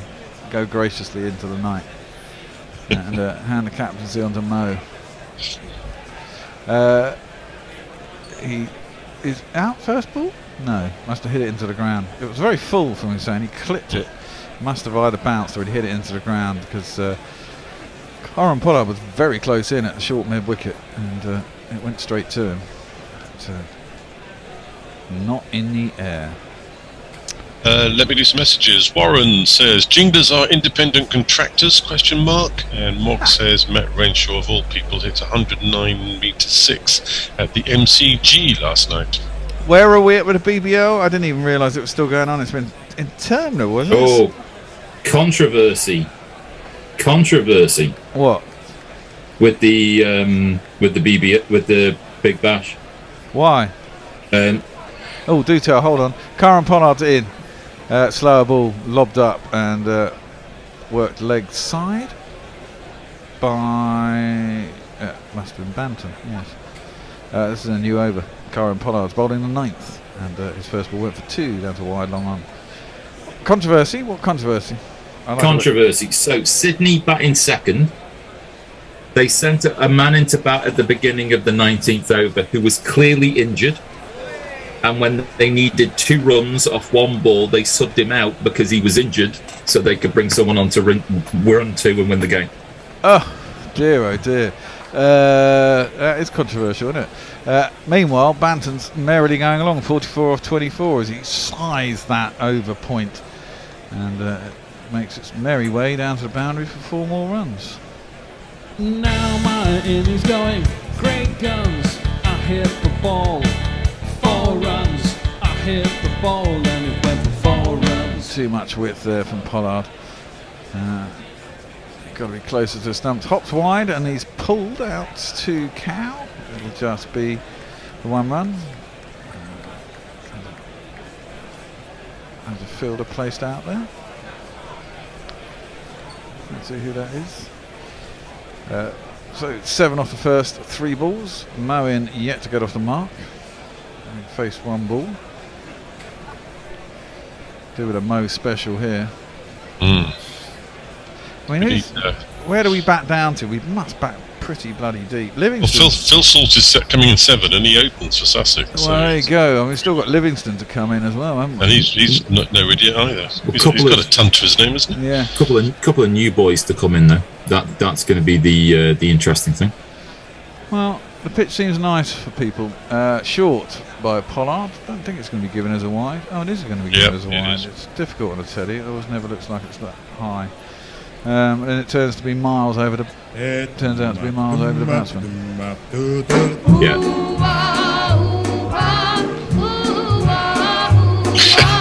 Wow. Yeah, it's about 2-3 feet over the top of him. Yeah, it's a long way over. And he hasn't really crouched down. Let's be honest. Oh dear. No, Mo, no! He's just scooped that in the air, you muppet. And suddenly England lose another wicket. Maybe it was a slow ball. 106, yeah, it probably was for Pollard. And Mo has just gone to mow it through the offside and just scooped it bottom of the bat. Captaincy's not done him well. None off 2. And Mo, we have to say goodbye to Mo. I want to see a big special from him, but there you go. Captain's form continues. Yeah. Just a different name. Yeah. Look at that bat. Captain's innings. You see, I mean, you look at the size of that goddamn bat. I mean, the middle of that bat is like a railway sleeper. It really is. Yeah, not the way he hit it. No, clearly toe ended it, didn't he? Straight up in the air. That's a bit of a bummer. No, it was wide, spinning wider, and just off the toe end. Well, exactly. There's no pace on it, exactly. So he threw the shot too early. Couple more messages on YouTube from Lockie V. Bear can massage Mog's ego with his tiny Trump-like hands. Contribution, and then Sixers won it with a 4. So the runner thing is moot, and Suter who Bear's aggressive. No Mo, you muppet, is a delight for commentary. No, well, it upsets me. I love watching Mo do well, and it upsets me a bit when he doesn't. He is someone that we've all got we all have a bit of a soft spot for. He's so nice to when he's going. He's so nice to watch. He's really languid, and everything is, there's no brute force with Mo. Everything is just beautiful. That's just worked into the leg side by Banton, and they scoot through for a quick 2. That's good running. And so is that the end of the over? No, 1 ball left. We've had 3, 4, 7 a wide. 8. A wicket and 10 off the over so far. 1 ball to go. Yeah, just it gripped the pitch and then just stood up a little bit, didn't it? And which caused Mo to stop with his bat and just toe end it. That's a good ball. That was tempting. Yeah, you got to go for him though. It's T20, There's no, especially when you're chasing this sort of target. You haven't got time to stop and think about it and get yourself in. It's the Andy Ward school for this game, as that one is hit by Banton, I think. Out through the covers, and they got a single. He moves to 48. England are 90 for 3 after 9. Still plenty of wickets in the hutch, and only 11 overs to go. I mean, it's on. It is. We're going at 10 and over, and we need 11 and a bit and over. Yeah, we need about probably 12 now. But the way this pitch is playing, I think you've just got to be in it with 3 overs to go, haven't you? If you need 50 or 60 off 3 overs, it's an outside shot. 50 ideally. 60 would be a long shot, but well, if there's a batsman, hopefully, who's retained his form from the summer, who can turn around and take advantage of this sort of pitch, you'd hope it's Liam Livingstone. Yeah, you'd hope so, wouldn't you? And it all requires him to be there. If he's in for 7 balls, he's in, isn't he? And he gets some runs. I think it's also key that sort of Banton goes on and yes, does what Powell did. So nope. He's going well. Yeah, Speaking he of is. Powell. Speaking of Powell, indeed, the man he's everywhere. He's everywhere. Rumbo. Yeah, I don't think it's jingle. His jingle goes like Roy Kent. It's in, and it's a length delivery that's played by Banton down to long on. There'll be a single. Like he's a spy. Robman Powell's got an awesome name. Oh, I bet his last. Isn't that Blaze of Glory? Yeah. Isn't that John Bon Jovi, isn't it? Bon Jovi? Yeah. It is. Probably got that on an album somewhere, I'll take. Probably. I was using a film though, wasn't it? Young Guns. Young Guns. Yeah, it was Young Guns, that's it. That was in about the time, early mid 90s. Yeah. Late mid 90s, Yeah. 96, something like that. Maybe earlier than that, Jesus. I don't know what's going on here. We have another bloody to find out. Let me give you some tweets. Mog says, believe Birmingham wouldn't be hilarious. It'd be tedious in about 25 years past its use-by date. O'Neill Harris, look, Bear, mid-wicket. Yeah. Mog, we're at day 40,763 of BBL 11, and even though there's just one game left, it feels like there's at least another 1,000 left. That's been going on, that's too long, man. And Mog continues, the fucking Muppet collapse is on. Yeah. Josie Oki, the collapse is on. We're doomed. And Blaze of Glory was released in 1990. Jesus Christ. Yeah. Really? Yeah, do you feel old now? Yeah, I do feel fucking old now. Crikey. Oh, man. I keep hearing these songs and think, oh, that was like 2008, 1997. Huh? You know, it's like, Jesus. Yeah. Getting old's no fun, man.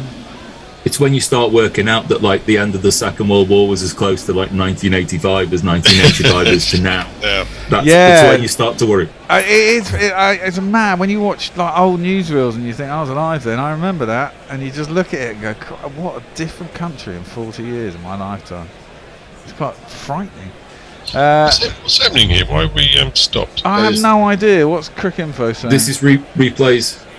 I know this. Yeah, but I haven't No, drinks. We're in the middle of the 10th over, aren't we? Livingston seems to be feeling the effects of the acid reflux. They've gone to drinks early. It's generous of him. Oh, has he been ill? Has Livingston been ill rather than actually Possibly. injured? I love that, feeling the effects of acid reflux. That's a nice way of saying upchucked. Yeah. I hope they had a bucket to hand. So maybe he is actually ill, and they thought he could get him back in. I don't know what's going on with Livingston. If anyone knows the Livingston story, Sitch, do let us know. I wonder why he hadn't played in the first 2. Let me do some tweets. Mayank says the BBL is still going on? ? Jesus Christ. And Jeff Perkins replying to Mog, as long as we don't have to take it all on the production. Ah, nah. Look, this is an easy shit, man. You just chill. Do your thing, I'll do mine. It all works fine. Yeah. We still don't know what's going on. We're just still seeing replays. And I presume, actually, having said that, I imagine that the ball by ball that Cricinfo are doing is probably done off the TV much as us. So we're going to get a lot more out of them. They might know someone at the ground they can get in touch with to find out. But we don't do. I'll do some YouTube messages as well. Steve McVeigh says, in my opinion, smart cricket from sixes and perfectly within the rules whether he's injured or not. Sutu, it's smart at the end of the day, just depends what team moral mentality you want to be. Continues, there's a certain type of weird English drunk spectators on show. Steve McVeigh says, England we are live. We're back. live. And Livingston walks down the track at his first ball. Doesn't look comfortable at all. Looks like he might throw up again any minute. Maybe that's just me thinking that's what he's done. And plays it back to the bowler. His first ball. And now they stopped again. Or maybe that was his first ball and then we... No? Are we back? Yeah, we are. I don't know what's going on. Livingston is... again walking across his stumps and plays Robin Powell back down the track and there's no run. If he was this ill, why the fuck is he playing? Or is this just nonsense? Maybe it's because of the other absentees forced into action. Well, he was on a bench on Sunday apparently. No. He did his full 4 overs, didn't he? Yeah, that's true, he did. Maybe he's got an injury then.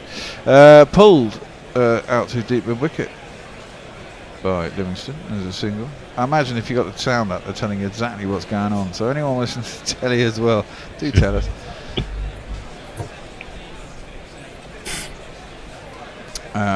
Banton, he's on 49 of 28, 92 for 3. England chasing down 225 as the target. Long way off. Nearly halfway there with half the overs done. Banton comes down the track.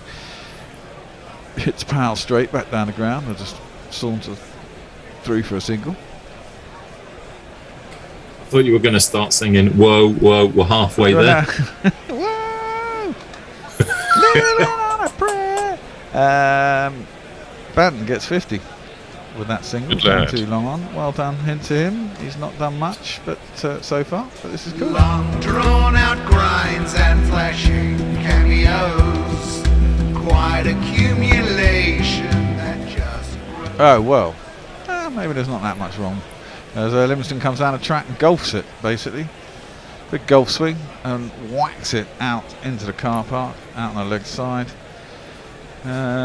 It's going to be 6 runs. Livingston is... time for a change. Sorry for that discombobulated last 5 overs. It's been a weird one. I'll hand over. Who's on?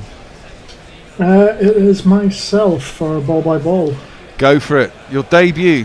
Give him an easy time. Debut ball by ball. Debut. Everyone else is having a debut. You might as well have one. Yeah, go on, man. See you in a bit. Doesn't mention that on Crick Info though. We should have a cap we give you. We've got plenty of those in our merchandise store. Available at reasonable prices. They are. Where can you find them? GorillaCricket.com. Just go to our store, or yes, that's the best place to find it. You could also go, I think, Redbubble/Gorilla Cricket, but best way to find it is just go to GorillaCricket.com. All kinds of stuff: sweatshirts, t-shirts, mugs, key rings, shower curtains, throws. Aren't they the lyrics to Only Fools and Horses? Pollard, who comes down the track and slaps it down to Cow and only for 1. The fielder coming in from the boundary. The required run rate before the last over, or now from this over, 12.6 and over. Yeah, they were going closer to 11, and the loss of Moeen Ali sort of dragged that back a bit. It's still Pollard coming in over the wicket to Livingston. And it's a mystery ball. He's just given up and decided he's going to do it again just for the fun of it. Maybe he just realised his moustache has gone missing. Stopped to work out where it went.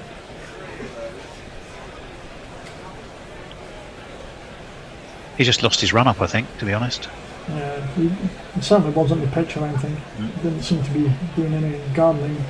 And he comes straight at the stumps and just guided down on the leg side, down to long on for 1 run. giving a bit of chat back to the batsman. Interesting knock Probably from something Livingston around. so Did far. you see it? What were you saying, Tony? Oh, it's an interesting knock from Livingston so far. He's hit that one belting 6 and not much else. The rest have been sort of nudges, nurdles and defensive strokes almost.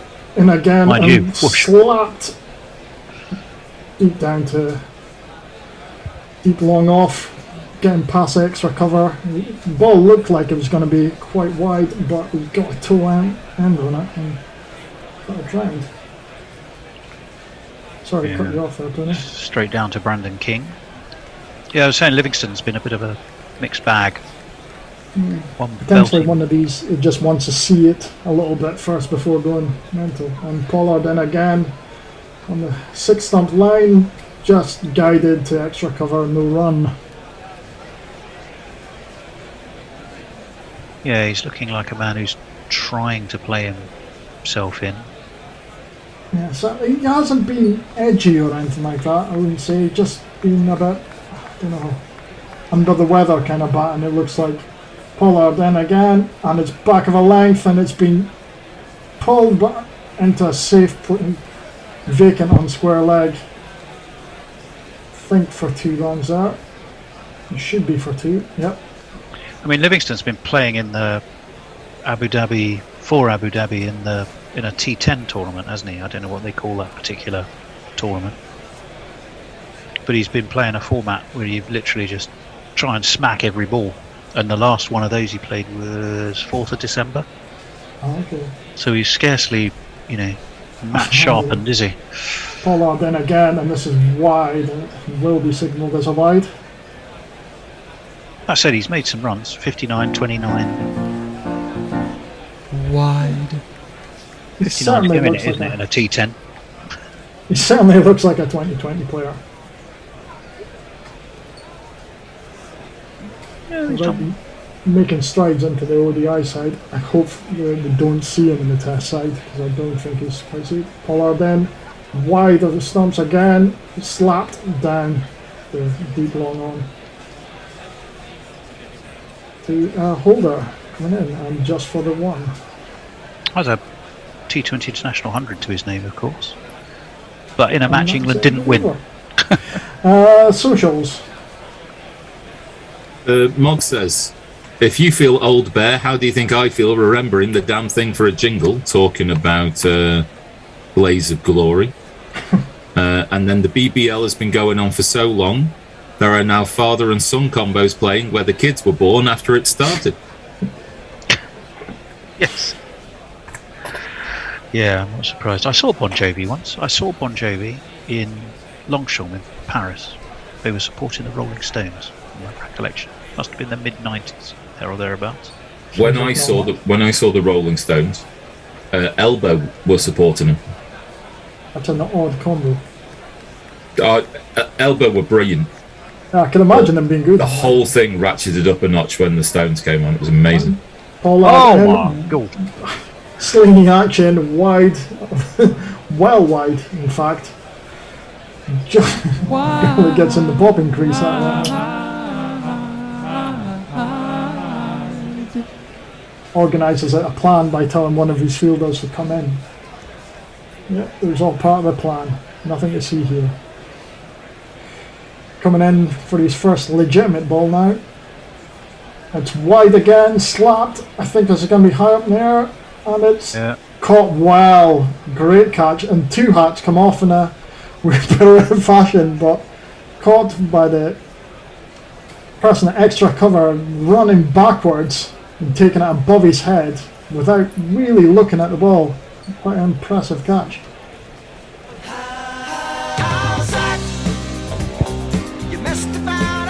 Yeah, wasn't even looking at the ball there. That is impressive athleticism, that. And excellent judgment.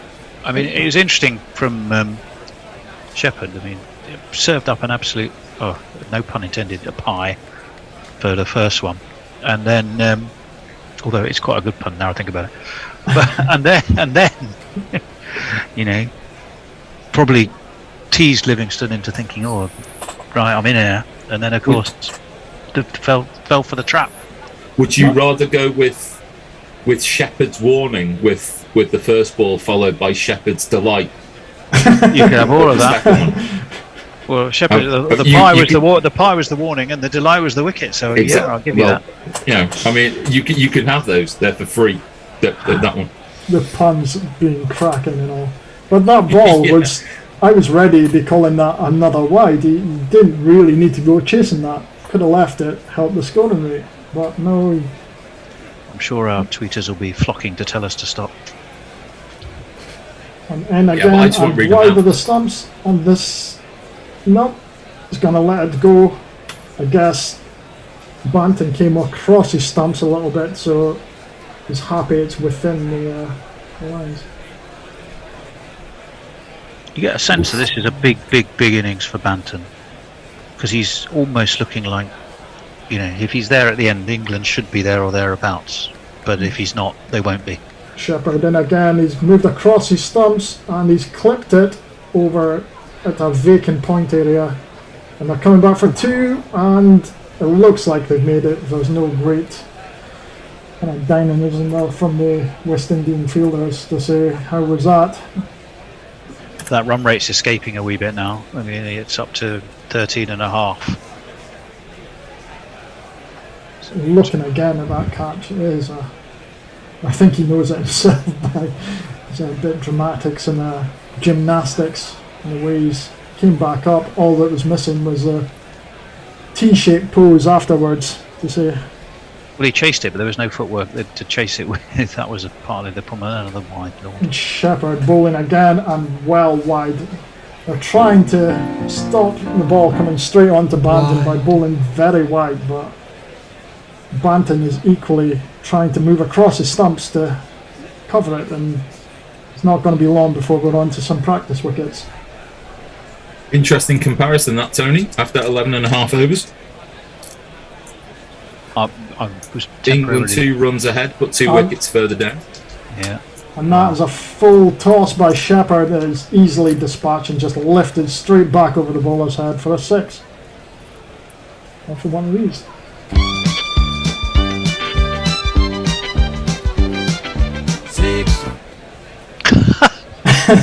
No, I heard that one. And doing a full bunger. I thought it was where you get Benny Hill for us. And again, and he's lifted this over cow, and yep, clearing the lines again for another. It's good timing from Banton. I mean, good timing in 2 more ways than 1. 2 6s in a row. 2 6s in a row. 2 6s in a row. I mean, there was a sense that you needed to, scoreboard pressure will get you if you let it get too far away from you. It looks like he's earmarked this over to try and address the balance a little bit. The first 6 was just a rank full toss ball that deserved it. That second one is on a decent length, taking his foot down and absolutely just lifted it. Well, the confidence in the pitch. Yeah.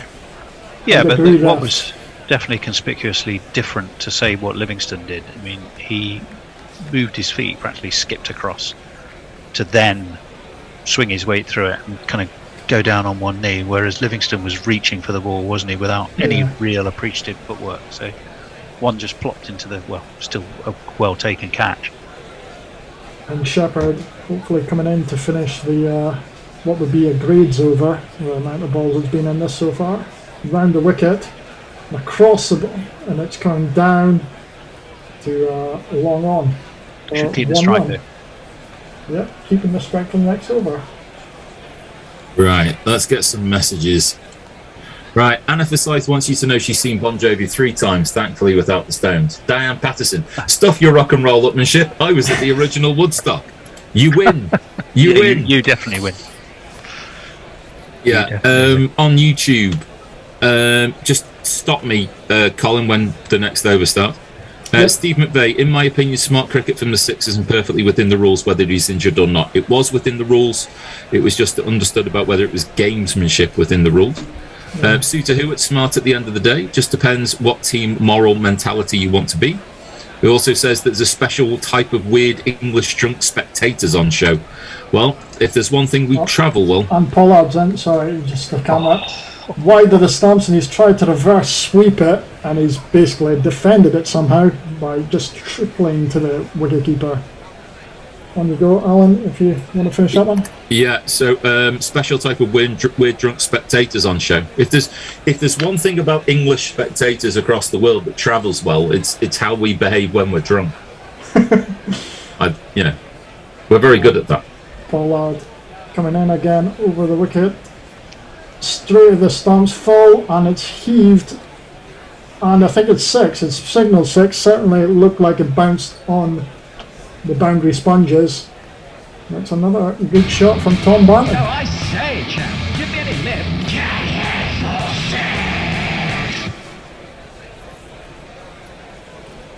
Yeah, bowled straight and the kind of in that slogging zone where you just had to heave it and guide it straight to count. Pollard in again. Slower this time, but it's been dragged straight to the fielder at a deep, long on. That's a huge wicket. Yeah, That's just the took one the that they pace needed. off the ball. It looked like there. Wonder if we'll see if he rolled his arm over or anything like that, or rolled his wrists over to get that wicket.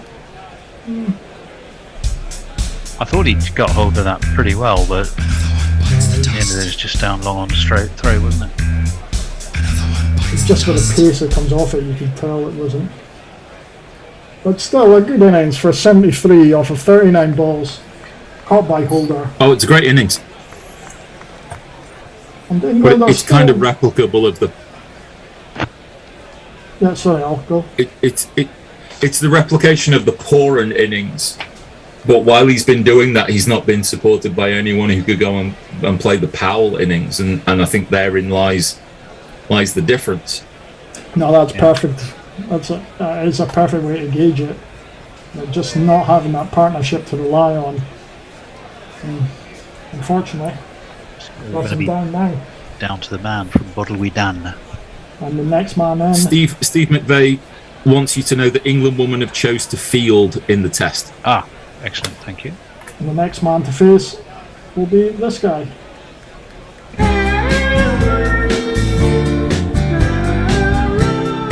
Pollard in, and it's he looked to run a single, hope to run a single, but just meekly kind of blocked back to the bowler for no run.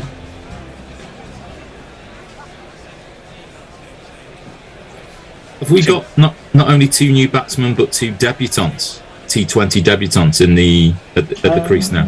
Brooks certainly. Yeah, you do. Salt, yeah. You, definitely. Must be the first time that's happened in a while. I can also tell you in a moment. Pollard in, wide and slow, but it's been cut round the back of it. Backwards point going all the way, and only for 2 runs. They run twice, so not too bad. Australia are 4 for 2 in Canberra, so it's looking like a decent decision to bowl. I've seen that clip again of Banton's wicket. It was a cutter he bowled, so he did take a decent pace off. And coming in, and this one's nipped back at him, surprisingly, and he's just jabbed it down to cover area and ran for a quick single. And that's the end of the over. Any more on Twitter? Right. Steve McVeigh, read the BBL. Key for me is that the batter is retired out and not retired hurt. So if it happens earlier in the innings, they can't return. Lockie VI, maybe that's Lockie 6. Half the 6s are hobbled and the rest have got COVID or harpies. They will have to field a few under 12s on Friday. Steve McVeigh, Healy's out, Australia 1 for 1, and then says 2 down, Mooney's gone, England on fire. And then Lockie 6, look, Bon Jovi has achieved greatness by selling It's My Life to McDonald's Australia. That brings YouTube up to date. It's a wicket each for Catherine Brunt and 1 for Anya Schroffel, by the way. And we're going to have It's good to see the ex-captain Jason Holder back bowling. Yeah. Over the wicket, straight to Brooke, who's just guided it round the corner to I think it was backward square leg there, was it? But anyway, he guided it for one, and now Salt is going to be coming on. On Twitter, Dave Wood has turned around and described Australia a 4 for 2 in the real Ashes. Do we have a jingle for Salt? Have we already done that? I think we might have already done it. I think. Holder and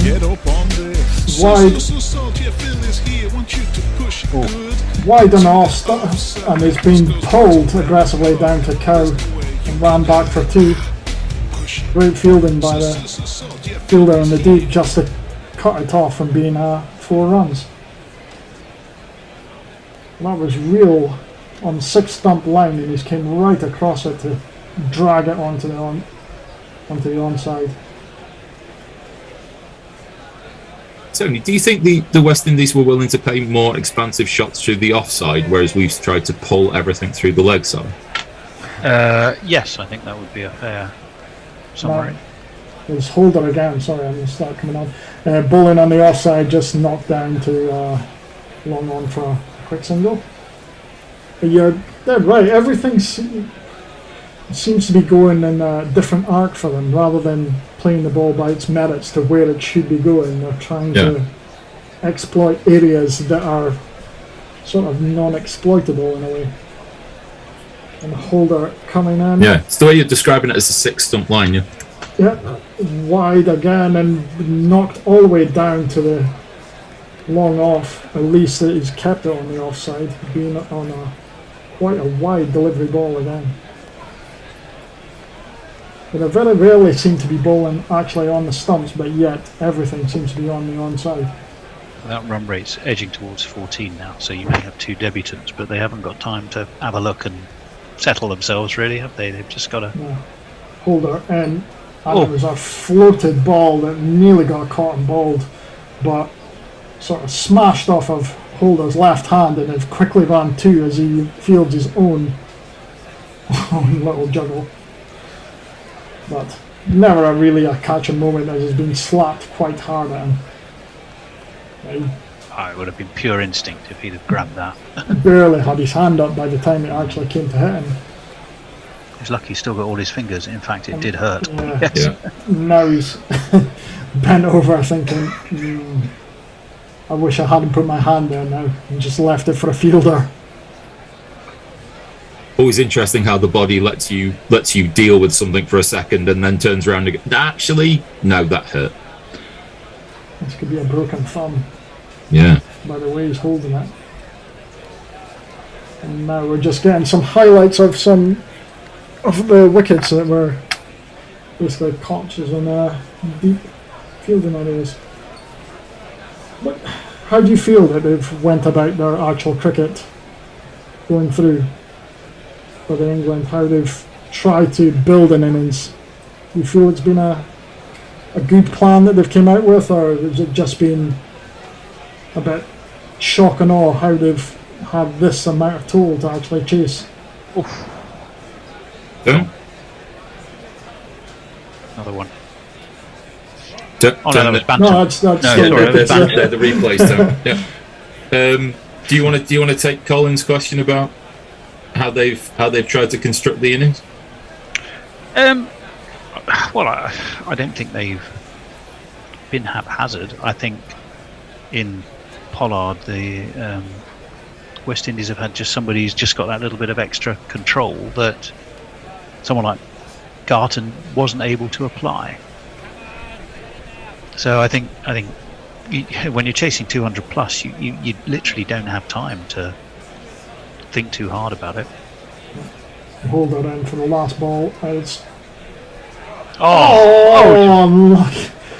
And it was chipped basically to point fielder who had jumped up salmon like, grabbed it with one hand, but in landing on his back has just popped out in the last dying second, but it was a full bunger again, wide of the stumps, but he's caught it again, looking behind himself, and you can see it just popping out his hand just as he lands on the ground. I was saying, it was some effort. Yeah. It was so far behind him when he must like rubber arms to even stretch back that. That was a long limb. He's gonna feel that one for a little bit, but yeah, what a great effort. I think he's hurt his jaw. He's hit the ground that hard. Yeah. And jumping that high. Mad. I mean, he certainly came down with a crash, didn't he? Well, it's always a case of a point fielder. Anytime you see someone in point taking a catch, it tends to be quite dramatic. Just about your point, Colin, the comparison's just come up that after 14 overs, both sides are absolutely equivalent in terms of runs. But maybe it's the impression of the 3 wickets. Maybe it's about knowing that but it feels like there is slightly more panic in the England innings because it's coming second, I think, than the idea of what the West Indies are doing when they batted first. It's just strange somehow how the timing of it affects. Bowling in Hussain, and it's just been slapped back, but there was a covering fielder at long on coming round and picking the ball up for 1. Well, the win probability is currently under 3% for England and 97.2% for the West Indies.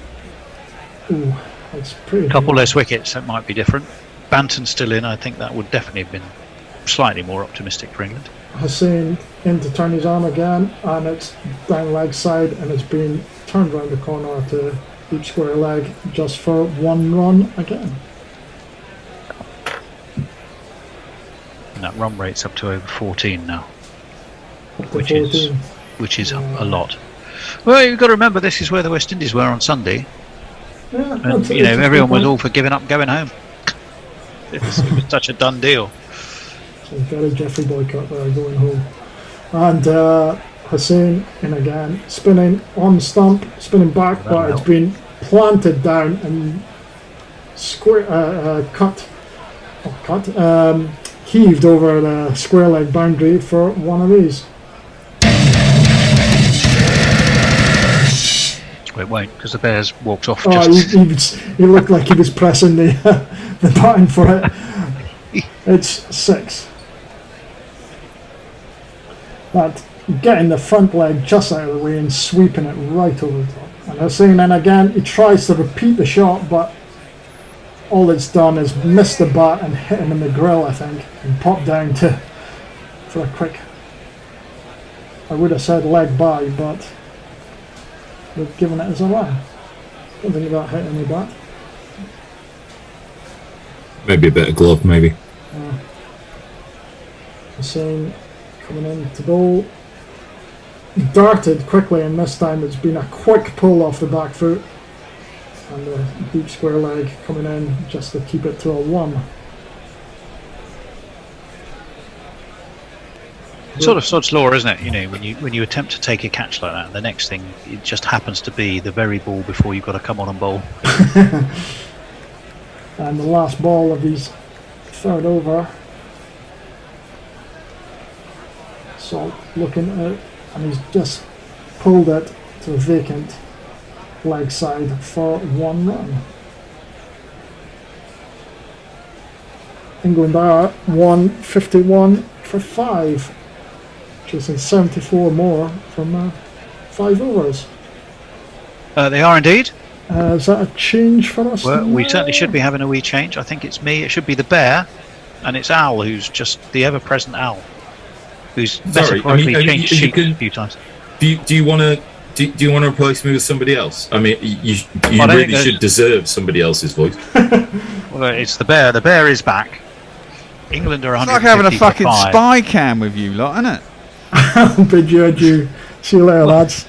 Well, it's only when we actually consciously cue you up and go, that's massive, and that is one of these, and then you go, oh, he's not there. Yeah, but you can see me walking out. You've got to just be a little bit more wise to that happening, really. We'll try. Poor old Colin. A good debut by Colin, by the way. Yeah, good debut. Thank you very much, Cole. 151 for 5. It's going to be the Good Shepherd, who's going to barrel in to Phil Salt, who's drilled that back past him, but it's Shepherd got enough on it to stop it, and it will just restrict them to a single. It will bring Harry Cherrington Brook onto strike. Where's Harry Brook from? Well, Yorkshire. Been playing for Hobart Hurricanes. He also played for the Northern Superchargers. Didn't he have a cracking innings in the 100 that was on the BBC? I seem to remember. No, I think he may have done an 80 off about 35 balls or something. Shepherd in. This one is slapped down towards long off, and will be a single for Brook. Well, he's got a run of ball 8. He's going to have to try and go a little bit better than that. Hasn't really shone for the Hurricanes. 22 is highest score. Got that against the Heat in Hobart. But he announced himself in the T20 Blast in 2020, averaged 55 with a strike rate of 163 in the group stages. Dan, that's what he's going to have to be doing here. Indeed. As Phil Salt hauls this down to long on. But I think the West Indies will take that all night.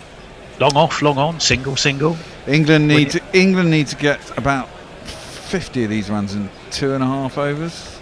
Well, you need 2 of those really big overs, or a massive one and a pretty decent one. And you've got there's the catch-22, isn't it? Of T20 cricket. You know, Banton had no choice. They needed him to stay in, but he had to be hitting out while he was in, which is what he did. As this one is guided out to deep extra cover, just again a single. Shepherd is sharp here in terms of just not giving them anything they can really swing their arms through. Yeah, I think England having to feed off scraps. Sorry, Bear.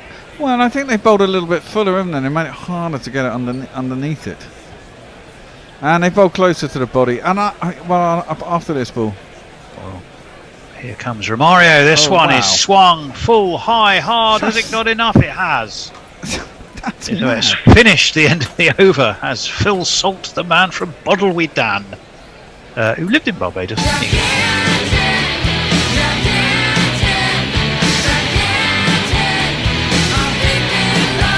He's got under. That's a low full toss. To get under that's pretty good. He's got low. Yeah, no, he did brilliantly well there. What's he been doing recently? He's been playing in the Sri Lankan Premier League as Phil Salt. Didn't he? Was he? He was opening, wasn't he, for England against Pakistan in those ODIs in that second? In the ODIs, yes, he was. Yes, he was. Well, he's looked quite handy as well. Yeah, he did. 23 off 11 so far. In comes Shepherd, wide of the off stump. Played down towards cover. Just a single. Will get the strike for Salt, and he's probably the man seeing the ball better. Is Bottleweed Dan Phil? And we'll have some social media messages from what I guess it must be you, Al. It is me. In a different seat. What? In a different seat. I mean, I can change the way I look if you want me to. Do you want me this way, or do you want me that way? We like the way. No, we're very happy with the way you look. Brilliant on radio. Well, that makes one of you. Mog, stupid work getting in the way of my cricket listening pleasure. Which Brook jingle did you play? That's a question from Mog. To ask the jingle player. It has downloads on it, and it's Harry Brook Short, so that's JP. Ah, well, is there a different one? Make it that one, you will. Well, 162 for 5, 225 is what England need. Shepherd coming over the wicket, and Salt has got this and absolutely hauled it high and handsome over mid-wicket. That's another maximum. Is it? That'll help England. 162 for 5. Didn't it hit the sponge? I'm not sure if they're going to look at this, aren't they? Yeah, I thought that was over into the crowd. It hit the sponge. One of us has got distinctly dodgy eyesight, more likely me. Yeah, I think so. We'll have a look. It's still a 6, I think. That's still a 6. Well, a 6 is 6. Look at the scorecard there. Yeah. You don't get extra runs just because it goes a couple of rows back. No, you don't. But yeah, sure. I did think it was a couple of rows back. You did, yeah. I thought they were just checking whether it. There's a little bit of covering going on here about how far it went back. No, I did. I genuinely did think it had gone. The pissed England fan, of course, have gone. It's 6. Yeah, well, that's See, they're looking at it in slow-mo. Although I still think it was 6. I think it hit on the full on the sponge. Might be mildly it's gone out the bottom tautological of the to picture. describe a pissed England fan. They can't see it because the cameraman has missed where it's hit the. You can only see it from behind. Oh, for And we are Christ's watching sake. it several times, I must admit. It's on its way down. What think happens? Do we see it bounce before the sponge? No. To me that. But then you can't see that because it's so close. It's like it hits the sponge on the half volley, doesn't it? Therefore, Well, if this game comes down to 2 runs and that's given us a 4, it is giving us a 4 as well. I'm sorry. Which part of Manchester are you I from? was I don't actually wondering what that Vaguely was. Phil northern. told. Vaguely It northern. was 6. It was 6, guys. Vaguely northern. It's like a font on a Cottrell computer. is in. It's 4. Is Sheldon Cottrell, and this one is steered by Salt away to mid-off. Gets a single. The first ball has been adjudged to be a 4, not a 6. Brings Alfred. Was it? Yes. They've Yes. re-evaluated. Oh, the bastard. They have it has been re-evaluated, Tony. Reappraised. Yeah, it has been weighed. Reconsidered. It has been measured. It has been found wanting in the 6th department. It is Yeah. a 4. And that one is wide and should be given as a wide. No, he went it's just a right dot across. ball. I think it's gone Yeah, over he leg moved stump. right across. We've tried how many? 3 or 4 or 5 of these wacky reverse sweeps, slugs, whatever. Well, it means that run rate, by the way, is now closer to 16. I don't think any of them have come off. Sheldon Cottrell, former military man, in he comes. It's brilliantly bowled and completely foxes Harry Brook, who was in, well, 2, 3, 4, 5, 6 or 7 minds, I reckon, as about what he wanted to attempt. He was trying to cut, wasn't he? But it was just way too close to him. By the time he'd got his head around it, through it had gone to Shy Hope, and there was no run. You really do not need dot balls when you're trying to get a run rate of what is now in the space of 1 ball up to 16.5.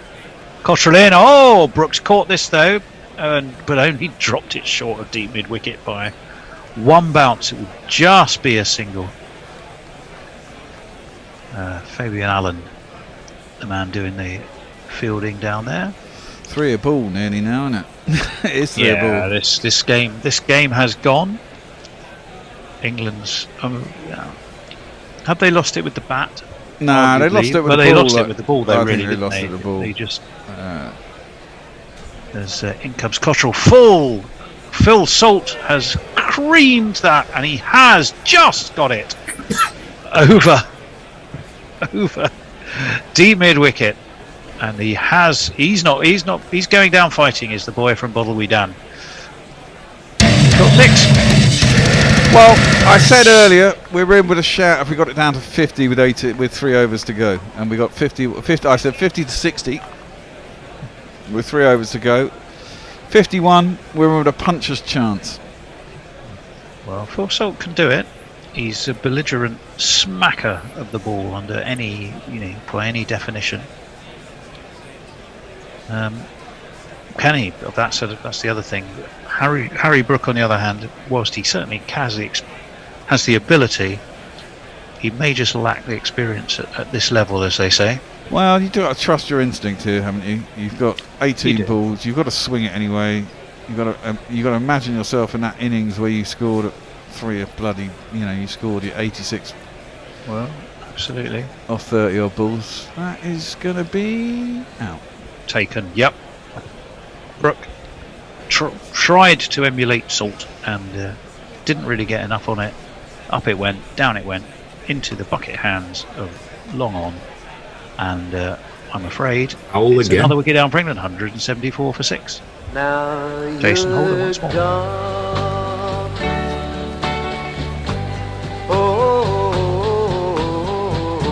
Holder is a very class bowler. I don't think he gets enough run outs in the He is. IPL, to be honest. He was playing for a team last year and they were doing really shit, and then they brought him back in and suddenly started winning, Well, tidily taken by Rovman Powell. Signs of encouragement in a debut for Harry Brook, but he'd have wanted more because England needed more. Well, They didn't this get is it, right? There's 17 balls left now. Every ball's got to be hit. We've got 4 wickets left. Presumably someone can hit sixes. I mean, they've all practiced range hitting. They've got to get lucky. Got to do what they did, the West Indies did the other night. Yep. Well, it helped by England rather losing their collective composure. Shit. Although the collective shit. Yes. It's George Garton. He's not going to face though. He's not going to face. Yes, he is, and it's wide of his off stump. Because that's Phil Salt facing clearly. It was the graduate trainee on the. It's a bit slow with the dot on the BT or Sky captions. It's BT, isn't it? Yeah. Either way, it wasn't particularly effective. We're watching the wicket again. Beautifully taken by Robin Powell. Jason Holder, he's pretty canny. He's bowling to Phil Salt, who's just going to have to swing him high and hard. He has. It's one bounce. It's just dribbled over or across the sponge as Robin Powell went to his right. Couldn't quite get there. 4 runs. And it's 4. Bound to see the way you get shot for crossing a boundary, crossing a boundary. Got to keep doing that, swinging them. There's something a little. You do keep on I was gonna swinging. say that the way that Brook got out and the way that Livingston got out, if they'd have just put their front foot slightly closer to the pitch of the Holder ball, in, waited for, pulled hard, pulled for 4 more by Phil Salt, who is not going to die wondering here. Good for him too. Yeah, go for it. There's not one boy for me, I must have 2 or 3, I need 4. Roll this his is the hands thing, across isn't that it? one. This is it. You get in with the first couple of balls, everything feels good. You just carry on. You got to It's get 43 off 18. a certain amount of luck and a certain amount. It's of skill. death or glory. He's going for glory. This one is bunted really though. This time it does just meander its way really to long on. Takes a single. Has to keep the scoreboard ticking. Garton will be on strike to face the what should be the last ball of this Holder over. One doesn't expect to see wides or no balls from Jason Holder. Bowled magnificently, of course, in the first game on Saturday. What was it? 4 for 7 he took. Yeah, he's a class act. I mean, he's still gone for 40. Really. I mean, he's gone for 10 and over. Just England went for 14 and over. Garton yet to face. He will face now. So his first ball in T20 cricket, and Egan's going to get a run. He's only going to push it down to long on though. Get a single. Crucially, perhaps though, it'll bring Phil Salt back on to No, it strike. won't, because they ran a single at the end of the over. Oh, they did. Yeah, of course they did. Oh, my Lord. So Garton nicked the strike, which is probably not what England would have wanted. No. A 2, a 4, a 6. Yeah, well, exactly. Anything even. Any of those would have done, but he gets a single. Evens, not odds. Yeah, quite right. Anything on socials? Sean Gillingham, we can still win, but what a shame we never get to see Alex Hales, a lifetime ban thanks to Morgan. Yeah, I think that that ship has sailed, I think. well, In fourth, is it possible for the Ashes to be re-evaluated as a prolonged fever dream? Yes. Of course. Yes. That's exactly what it was. We'll forget about Disco it. fever, but we're over now. This is not Jason Holder at all, but it's Cottrell, and it's smacked away down to deep cover, and he does get that single, and he does bring Phil Salt back onto strike. That run rate is, I was looking at the ladies' match, it's 30 for 2 by the way, the women's game. You were looking at the ladies, huh? Well, the women's game, and it's 30, just because I was curious to give you the score on that, it's 30 for 2. So Australia steadying their ship a little bit after a distinctly rocky old start. In comes Cottrell, full smashed down to long off. Only a single though, again for Salt. They're doing it in ones, they won't be able to. They need more than that. Oh, this is what I want. You need 39 off 10 balls. There you go. It's pretty much as good as a boundary a ball. I mean, I know this shouldn't be an issue now, but it always will be for bowlers. The left-hand, right-hand combination, because Robin Powell was in for so long with Pooran and they were left-right, and they kept rotating the strike, and then they kept hitting the sixes. think that put England off a bit. Will we see the salute here? Well, that's a beautifully disguised slower ball bouncer. Garton had a big old swing, and he got literally nothing on it, and it dropped, taken at ankle height by Shea Hope. And I think just Sheldon Cottrell was just a bit too canny there for Garton. Banged it into the turf, taken low down. Garton had a swing, and was just swinging at air. Cottrell in again. Garton has another swing, and he bottom edges it onto his leg stump. Will we see the salute? I don't think so. He forgets. Garton's gone anyway. Is he not bothering? Sheldon think it's not really worth the salute this time round. He only does it when everything's chilled, you know, when the actual pressure's on. Unless it's really to be big fair, one. it was a swing and a miss, just straight through. No, there it is. It's a bit of a casual salute though, less military. It was a bit more how you doing salute. It wasn't really, parade ground saluting, was it this time? No. Perhaps he doesn't think Garton's worth it. Well, probably not. Let's give that one of these.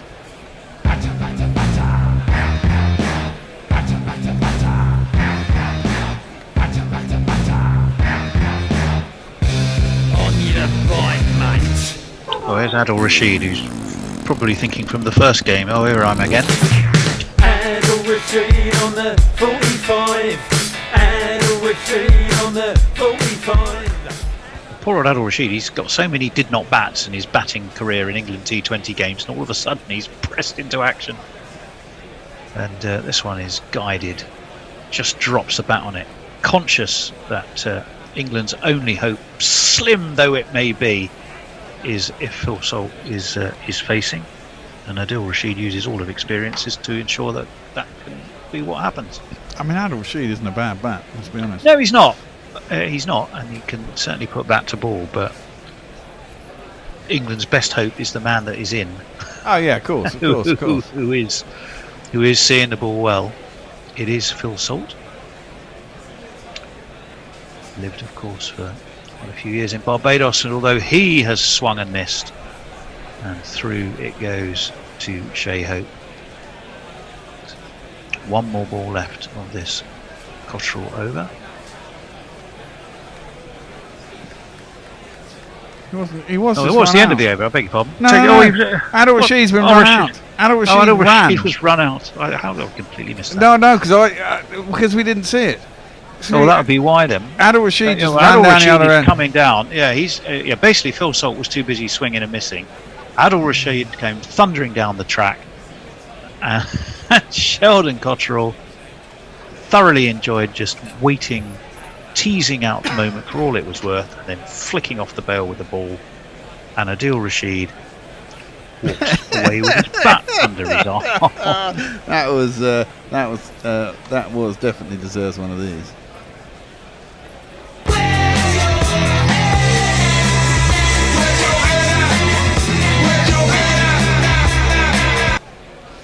What it's going to be, Romario.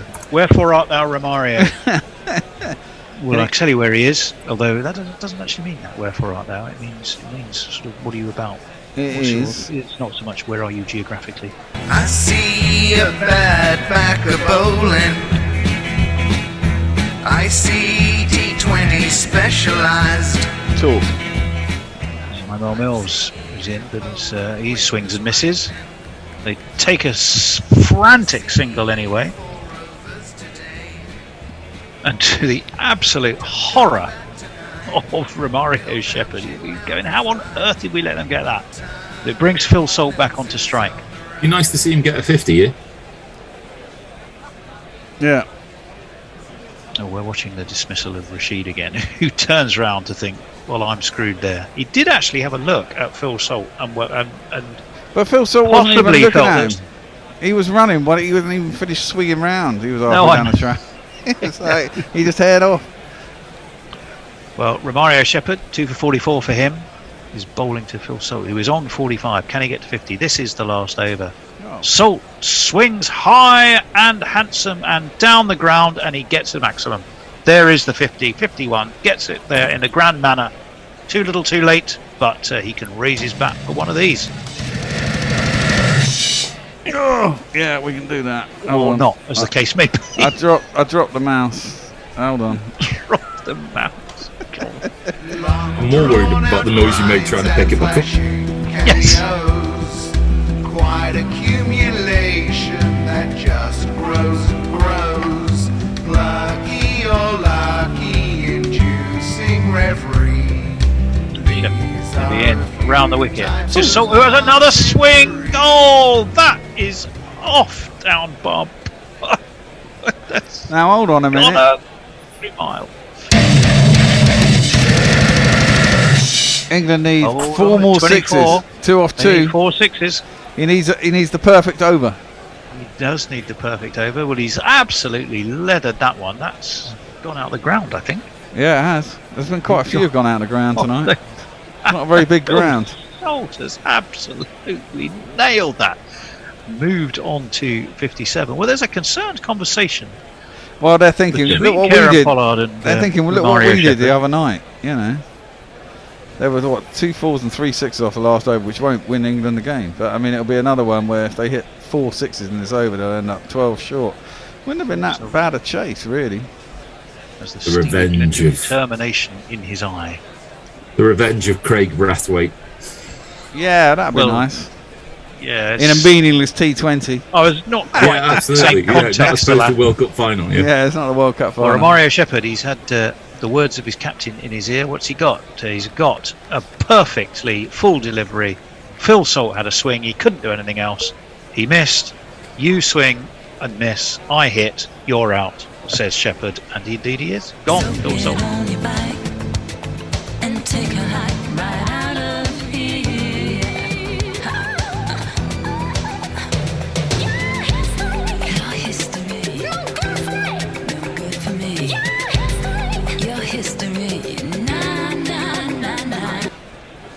Indeed.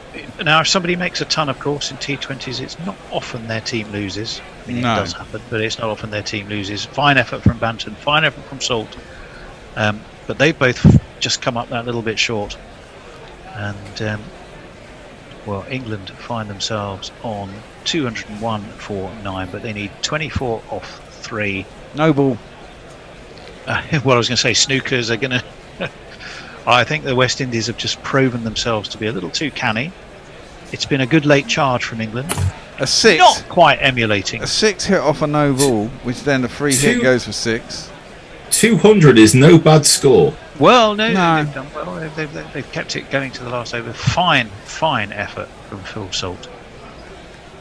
Shepherd's going to come over the wicket to Reece Topley, who has a swing, bunts him down the ground on the bounce, but it's not going to make it down to that straight boundary past Romario Shepherd. It will just be a single for Topley, and I think Topley and Mills is not a duet that's ever likely to see your way do to the business.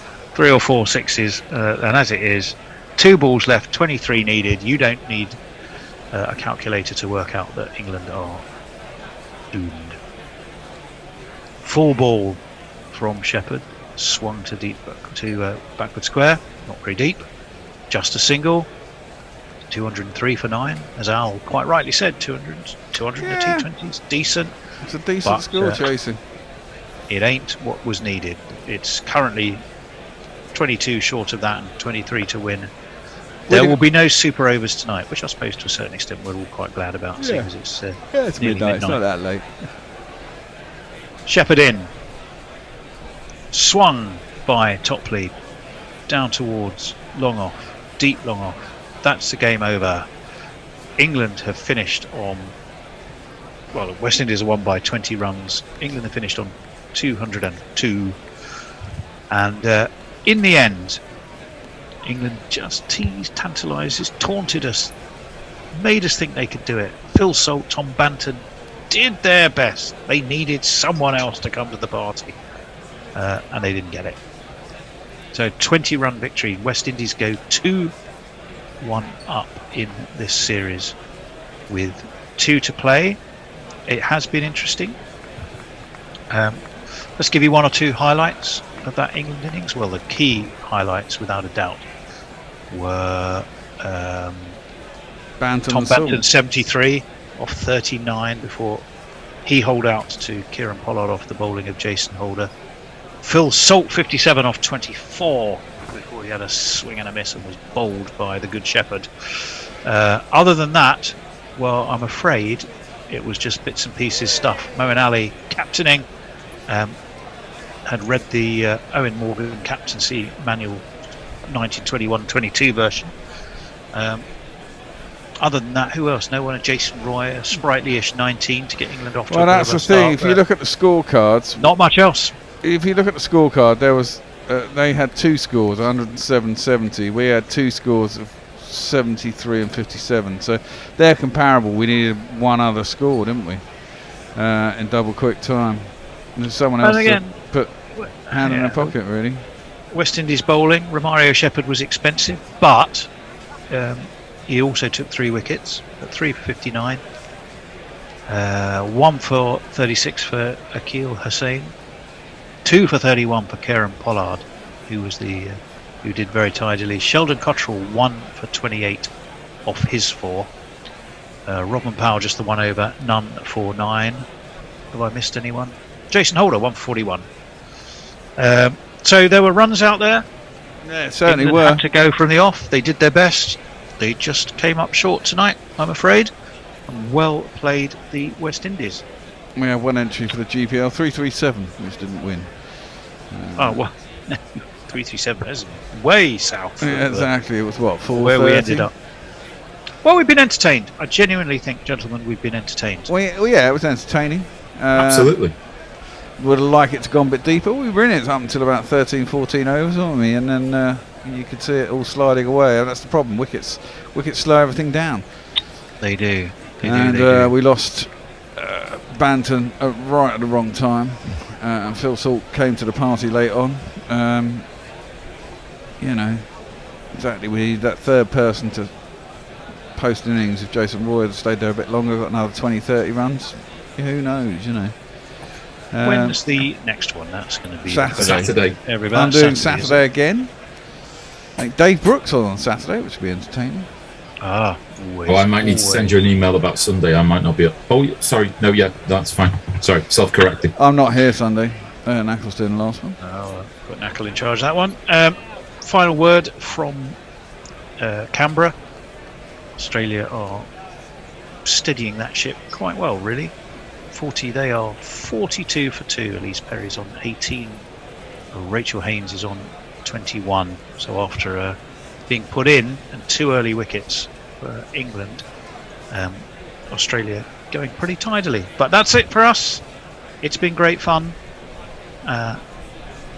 People will be back on Saturday. I don't think it's me, but we will see you then. Yeah. Okay. Bye-bye. Bye. Take care, all. Guerrilla crickets. Whoa. Guerrilla crickets. Whoa. Guerrilla. Take guard, man the barricades, patrol the cover boundary. At last the time is come, this is a cricketing emergency. Hear this call to arms for every cricket revolutionary. Take up your bats and stumps for the test match insurgency. At first they tried to silence us, but we would not be silenced. They threatened us with lies, so we threatened them with violence. Che Guevara, Sangakkara, Joseph Stalin, Douglas Jardine, Robespierre, Darrell Hare, Vladimir Lenin, O'Brien Kevin, guerrilla cricket. It's not about the winning, it's about how many rules you break. Even in cricket commentary, this is the best advice to take. Pick guerrilla cricket, it's the finest choice you'll ever make. There's so much more to cricket than red counters and a slice of cake. At first they tried to sanitize us and clean up our act, but people like it filthy, and we know that for a fact. Fidel Castro, Lenny Pascoe, Carlos the Jackal, Umar Akmal, Mahatma Gandhi, Grant and Andy, Brendan Behan, Austin Ian, guerrilla cricket.